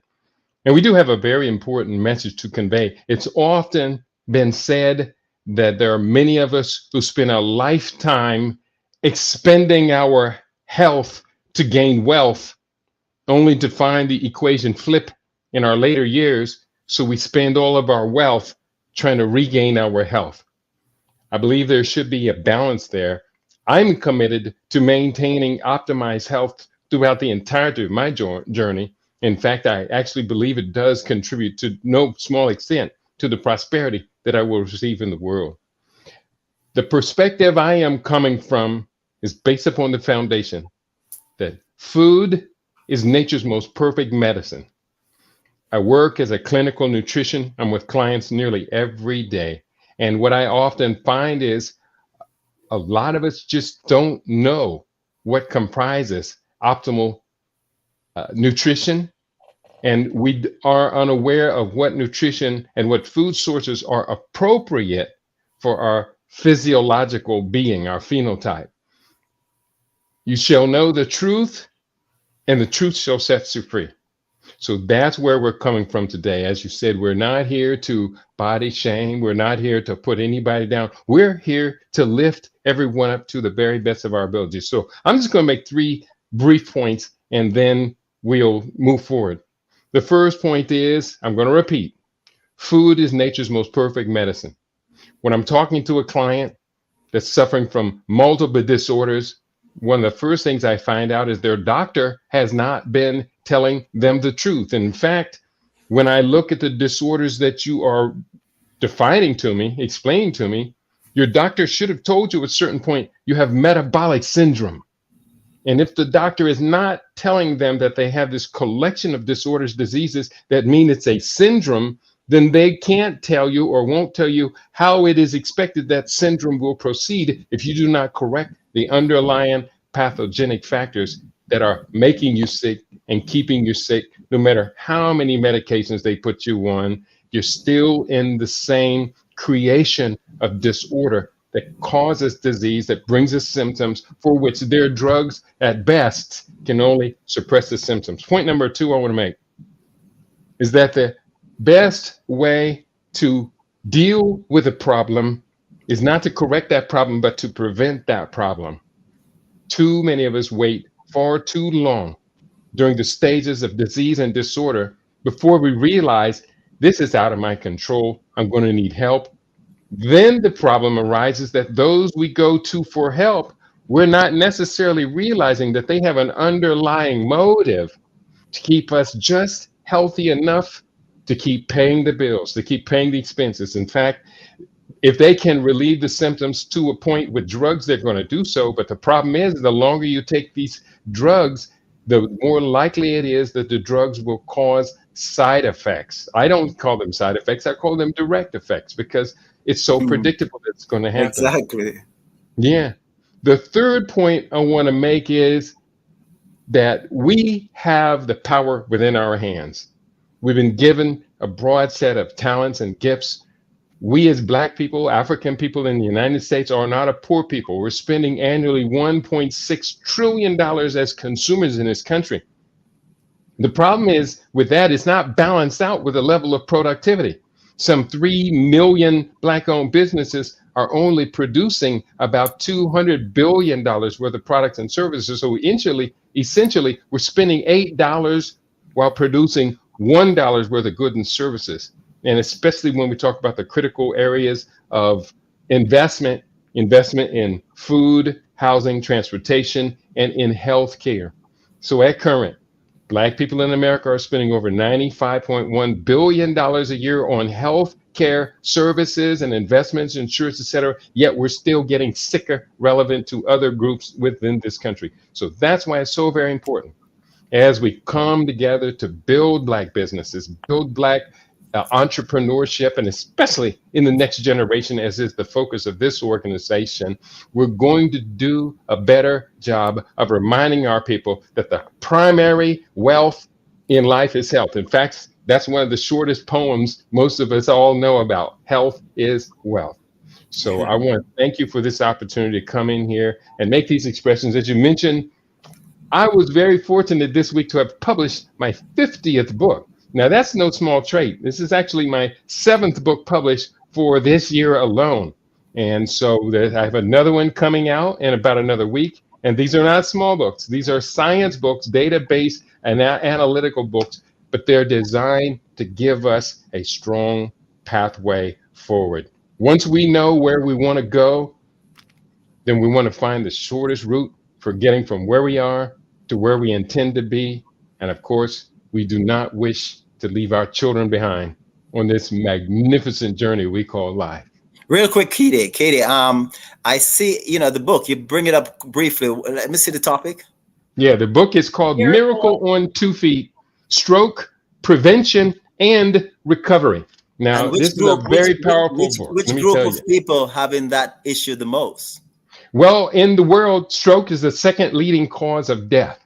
Exactly. In the United States, unfortunately, like cardiovascular disease, like early death from cancer, like metabolic syndrome disorders, African American people are disproportionately affected by these syndromes. And they're robbing us out of our daily adjusted life years. We want to get our life back. So we have to have a plan, a strategic plan, a strategy for preventing stroke from sneaking us and robbing us out of our life. I need a copy of that book because with my hectic lifestyle, people don't realize no matter how you could be eating healthy and doing all the right things, and a stroke can just come on you like that, because there's another thing that a lot of us don't tend to want to understand. Stress is 60% of those diseases. That's absolutely right. And because we have such a high representation of hypertension among Black people in this society, we're going to have to address the stress, and especially if that stress significantly increases the likelihood of being debilitated by a stroke, we know we've got work to do. The sooner we commit to this work, the better off we will be in the long run. And I know your book gives a play-by-play. Go ahead, Steph. Georgia, you were saying? Your book given play-by-play. Your book is given a play-by-play how to deal with this. Yeah, the book covers it all, 360 degrees. But the highlight of the book to me is 64 strategies that you can do on a daily basis, become new life wellness habits. These 64 strategies are intended to not only prevent stroke, but also prevent many cardiovascular diseases and significantly lower one's risk of cancer, diabetes, hypertension, and all the other metabolic syndrome diseases. Awesome. Steph? And it's about timing, because again, if we know that stress is a contributor to where disease begins to manifest in any part of our bodies, it's about recognizing when it is you find yourself in situations that are requiring you to exude or endure a higher level of stress. As you said that, I was thinking about how I remember right like it happened yesterday when my mother died, and how stressful that situation was for me. But I also remember making a deliberate decision that I was going to work out at the gym to work off the anger and the extra energy, the cortisol, right? I was going to find a way to run it out, to get it out of my body so that it wouldn't just set up in my system and create disease. Right. That was a very deliberate, decision, because I knew that otherwise, if I sat there and just consumed the stress and, took on depression or whatever else, right? If I just sat there in it, that I was going to potentially become ill. And I didn't think that it made sense that her death should cause me to be ill. I had to find a way to be well in spite of Right. that, so that I There's could. there's two kinds of stress that you deal with. You have the regular, the stress, and then you have the eustress. And you were doing the eustress to counter the stress. Yeah. So that's a good way to go about it. Exercise and those things are eustress, but your Yeah. body need those stress. Yeah. Yeah. Right. And so, Keedy, you were talking about the book, and we were talking about these particular ailments. What are some of the things that you'd say are kind of, basic, that people may not even consider are things that they could be doing that would begin to create better wellness outcomes versus what they might be doing? Share a couple of tips. Among the many things we can do is, you talked about stress, and there are many stress beating strategies that I list in the book, such as daily meditation, that quiet moment in the afternoon where you just like chill out, maybe soak up a little sun.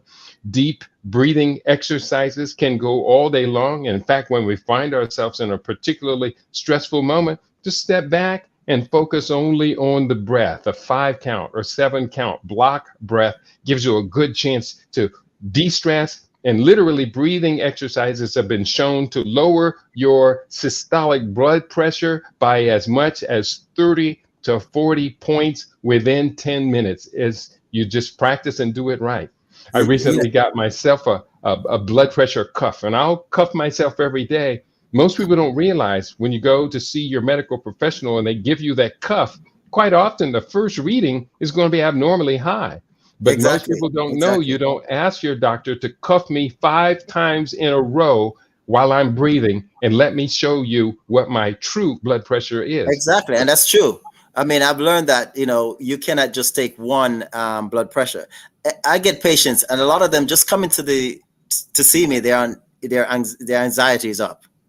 That's so right. As soon as you take their first blood pressure, you draw back and say, wow, that's kind of high. But in your head, you say it, and I say to them, don't worry, I know you didn't want to be here, and you were concerned about being here. That's why it's high.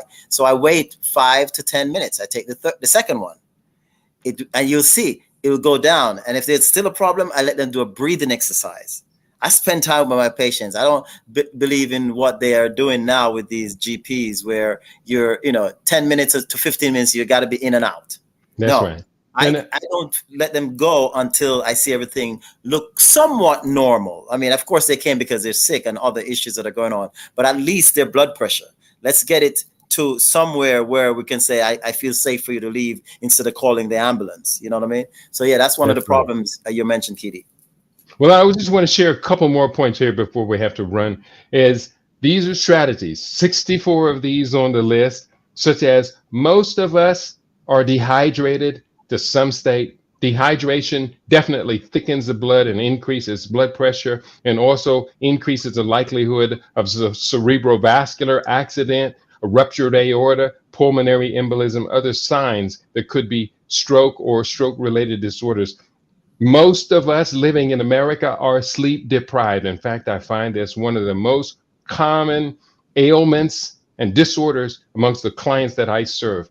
They want to eat better. Many of them are doing their exercises and all, but they're sleep deprived. They're staying up way too late, attached to social media. The blue light on the electronics that we're staying up to very, very late at night interrupts the functioning of the pineal gland, which is to regulate our circadian rhythm and get us in and out of our days, so that the sleep cycle, where our body is repairing its 18 systems, the sleep cycle gets all of the resilience and recovery and vitality out of it that we absolutely want. And the last thing I'm going to say is, towards resisting hypertension and stroke-related accidents from hypertension, learn to laugh, learn to smile. Learn to celebrate the joy of children's laughter. Look out your window, and instead of seeing people and pointing at the people and say, oh, that person's too fat, that person's got blue hair, that person is somehow inferior to my ideal of what a perfect person would be, reverse that and say, if I'm finding fault in everyone else, it must be true that the fault is within me. So don't worry, be happy. celebrate life every day. Yes, I'm second in that one, and it's also how you deal with people on a day-to-day basis. Just deal with them with love and knowledge, man. It's all about love and knowledge. You're there to learn something from them, and at the same time, show them some love. Absolutely. And so it's funny that, I love this idea about coming back to the conversation around love. As you both know, you're both participants in this new adventure of healing homes, where it is we're working in prep for the Naked with Dr. Money tour, self-love tour, where we're just doing that, helping people find their way back to self-love, starting with forgiveness, but more importantly, just recognizing what love looks like and how you can bring it into your everyday by setting the intention and realizing that what you're experiencing is what you created. So it's really your thoughts. You're getting what you expect to get. So if you change your expectations, then you'll change what you're experiencing as it relates to those outcomes. It's not just as passive as many people think. We're not just automatically walking through, as I said, another Groundhog Day. It doesn't have to be another Groundhog Day. No. Set a new intention. Exactly. So you can have another set of experiences. Kitty, did you tell them how they could get your book? Because I think I want to get one, because that's a very important book. Well, thank you very much. I have a large collection of books on Amazon.com. I think this is probably number 44. And I've actually been updating my website now to include the new books. I have this one. I have another one coming out 7 days after this one. So we are on a roll. My name, Keidi, Keidi, is quite unique. Go to keidi.biz and you will see my collection of books. And we're doing the best we can to do the best we can to do so well at doing our best that others are inspired. They look at us and they say, I want to replicate what you are doing, and I want to replicate your successes as well. Absolutely. Awesome. And I know the topic today, basically with what we're doing here with the health, is that it doesn't matter what age you are. All of these diseases can be reversed. I just want to encourage, because some people tend to want to give up when they get to a certain age and they just want to rely on the medication. And the medication, they're just Band-Aids on symptoms. So I think the goal is, no matter what age you are. I remember in Jamaica, when I first got there, I was lecturing, and then I went back and I did the doctorate, and I set up practice, but I was still working with the university, with the athletes. And I was having a problem, the athletes, they were, I see where I was using energy medicine therapy on them, which is, using bioenergetics to reverse cell damage. Some of them were Olympians, are still Olympians today. I've gotten their gold medals since I've treated them. But the damages of the cell can easily be reversed based on applying certain type of energy, including magneto, ultrasound, those kind of things help repair cells. Of course, what Keidi said earlier, your cells only get healed through sleeping. That's the time when so I just apply a modem, a mechanism to when you're sleeping to help speed up that healing. But I remember I stepped out of the university, and I was invited by a doctor to Portland to see a bunch of her patients because she heard about what I was doing. And when I got there, they were all elders. They were like patients all retired from either the United States, Canada, and especially UK. And I met one who was a retired nurse. She was 90 years old, and everybody is like, they just sent her home from the hospital because she hadn't been to the bathroom. She hadn't been able to pass feces for 21 days at this point. So the families are coming in and, wishing her adieu and stuff. And the first thing I did that I realized was her problem was that she's clogged up. Of course, 21 days, you must be clogged. Something is clogging you. So I gave her one of my, little thing that I natural cleanse that you only use once in a while when it's really, because it's so potent. But she went to the bathroom for about 4 or 5 days in straight, just going. And I started using the regeneration cell therapy on her. And at the end of about 3-4 months of therapy, the helpers, everybody around her family said to me, she is stronger than ever. You know, and then that's when I realized no matter what age you are, if you start regenerating cells, stem cells activation and regenerating cells, your body can actually start, you know, restoring itself to some of your best health. That woman ended up living to about 100 years old. The whole time I'm there in Portland in my practice, she was alive. I go and see her all the time over the 10 years I was there before the pandemic started. So I'm just giving this story because it doesn't matter what age you are. Just get on a routine. Get books like what Kitty have ready for you and get on a routine. Get on a regiment, I should say. You know, get on a regiment. Get some discipline. Yeah. But also, Doc, I have a follow-up question for you because someone was asking me about the cell regeneration. And what I was explaining to them is that, yeah, there's a lot of conversation about stem cells and all of this stuff, but basically your approach is non-invasive. So maybe if you could speak a little bit to that, just so that there's no confusion. Yeah. You're right. I don't, you know, I'm along with, as dumb as Bush was, President Bush, and banning experiment, what do you call it, like research and stuff with using, you know, embryo stem cells and I guess baby fetus stem cells. Is that what they were doing, Kitty, when they were coming up with that science? They were using the use of embryonic stem cells from other people's babies and other things. It's still going on. Yeah, but I think not necessarily copacetic. They banned, I mean, Bush had banned it at that time in the States. So a lot of people had to go overseas. So, but what I found out later on as I was studying, of course, as adults, all of us have stem cells, a large amount of stem cells. So we don't need to get stem cell injected. And it's so funny because when I was in Jamaica, I remember a patient came to me and she was getting my therapy, but because she was in England and at the time the therapy wasn't there, she went back to England and she decided to take injection therapy. I mean, stem cell. Have some stem cells injected into where the tumor was. And that thing spreaded the tumor. I mean, just advanced the tumor so fast that within no time, I got word from her family that she passed on. But she was doing so well when we were doing just from the outside, just activating her stem cell, using the energy, putting it in the areas around the around your chest area where or your shank, where the bones, where there's a lot of stem cells in those bones. And I see it with people with kidney issues. I've seen it with people with diabetic issues where their kidneys are failing, and it reverses those diseases because you activate the stem cell in the body, and the stem cells are very intelligent. They go where they're needed once they're activated.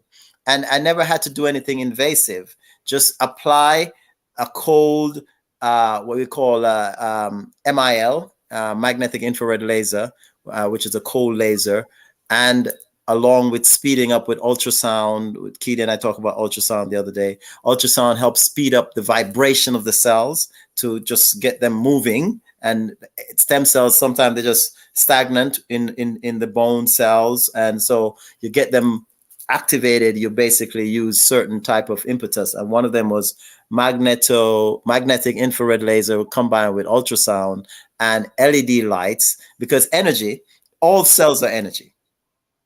All cells has, neutron, proton, electrons. And so they can be, they're you have 40 trillion of them in your body. But unfortunately, we have about 3 times that amount in bacteria and parasites and other small, what we call those other ones? Kitty, help me out here with the science.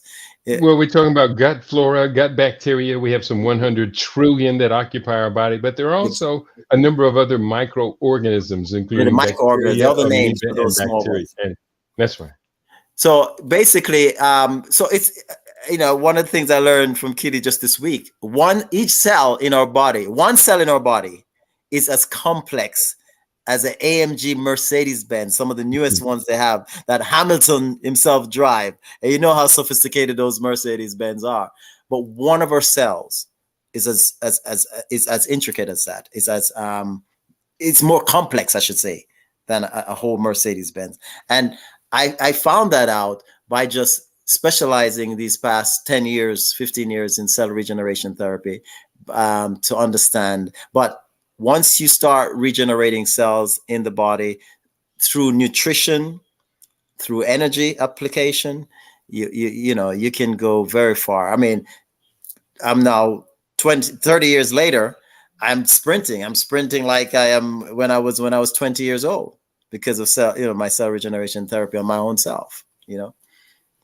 Yeah. And that's part of, what this conversation and all of it is about, not only, preaching, but practicing what it is we preach. And so I think that it was really important. We're coming up on the top of the hour, so we might be about to conclude pretty soon. But I just, kind of in a final thought, if we were speaking to someone, if we're speaking to, our sisters, our mother, our aunties, our cousins, those of us out there representing the African diaspora, knowing that in many cases, not necessarily all, but in too many cases, they may be disproportionately suffering from high stress, or, what I say is we have an environment where the world is suffering from a level of post-traumatic stress disorder from the global pandemic, or plandemic, whichever way you want to look at it. But that thing has caused people to be traumatized.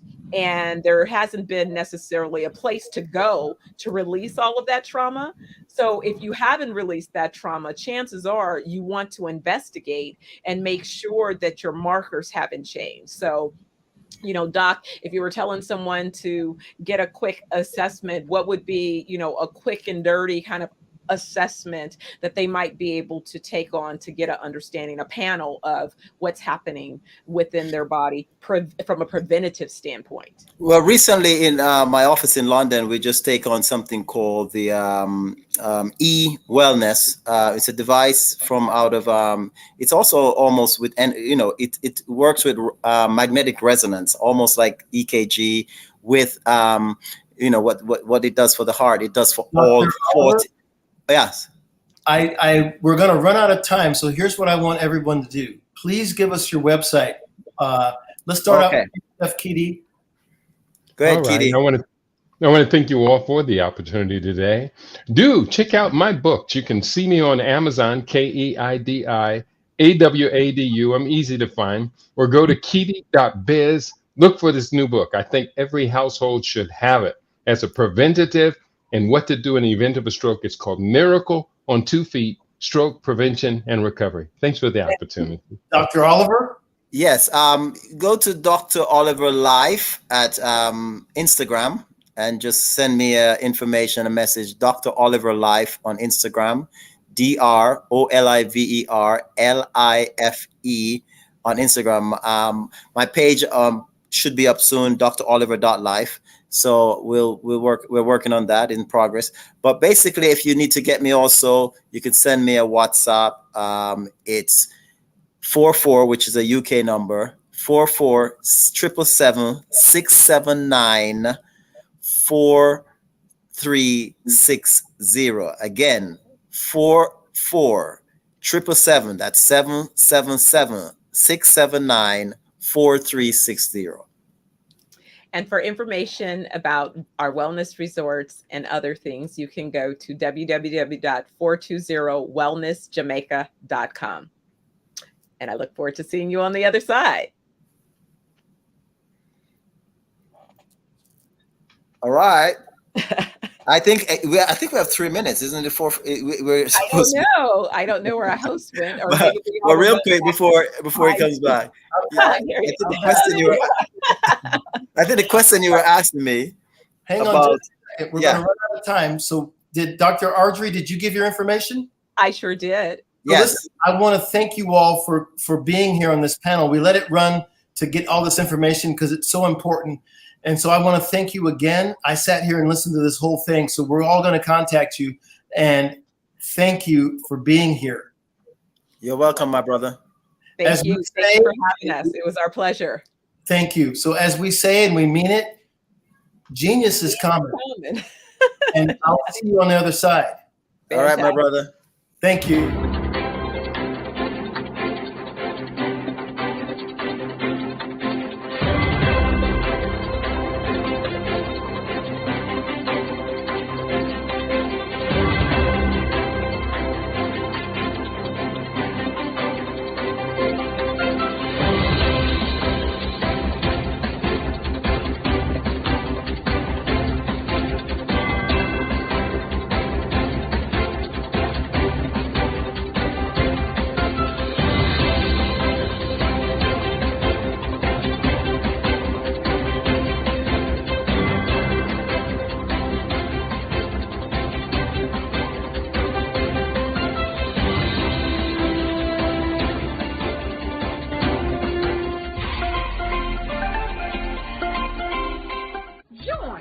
Dr. Eric Kelly III and a host of phenomenal speakers from all around the globe for this 7-day virtual event that you don't want to miss. The mission of the Black Business Expo is to raise scholarship money from kids all the way from high school, all the way from college. The Black Business Olympics is one of the largest Black business showcases in the world. It is an opportunity for businesses and companies to showcase their businesses globally. We are going to be giving away laptops up to $5,000 away to students. Again, I'm Olivia Appleberry, the founder of 2 Cents Finance and one of the speakers for the expo. I am so excited to see you there. For more info, go to www.blackbusinessexpousa.com or call 919-308-9090 and hope to see you there. I am Black business. From the moment I wake until the time I sleep.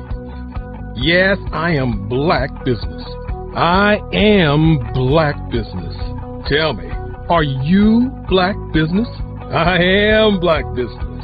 Do you support Black businesses? Listen, I support Black business because I am Black business. Black Business Expo, one of the largest business showcases in the history of Black business in the world. The world! Sign up today at www.blackbusinessexpousa.com or call 919-308-9090. I am Black business.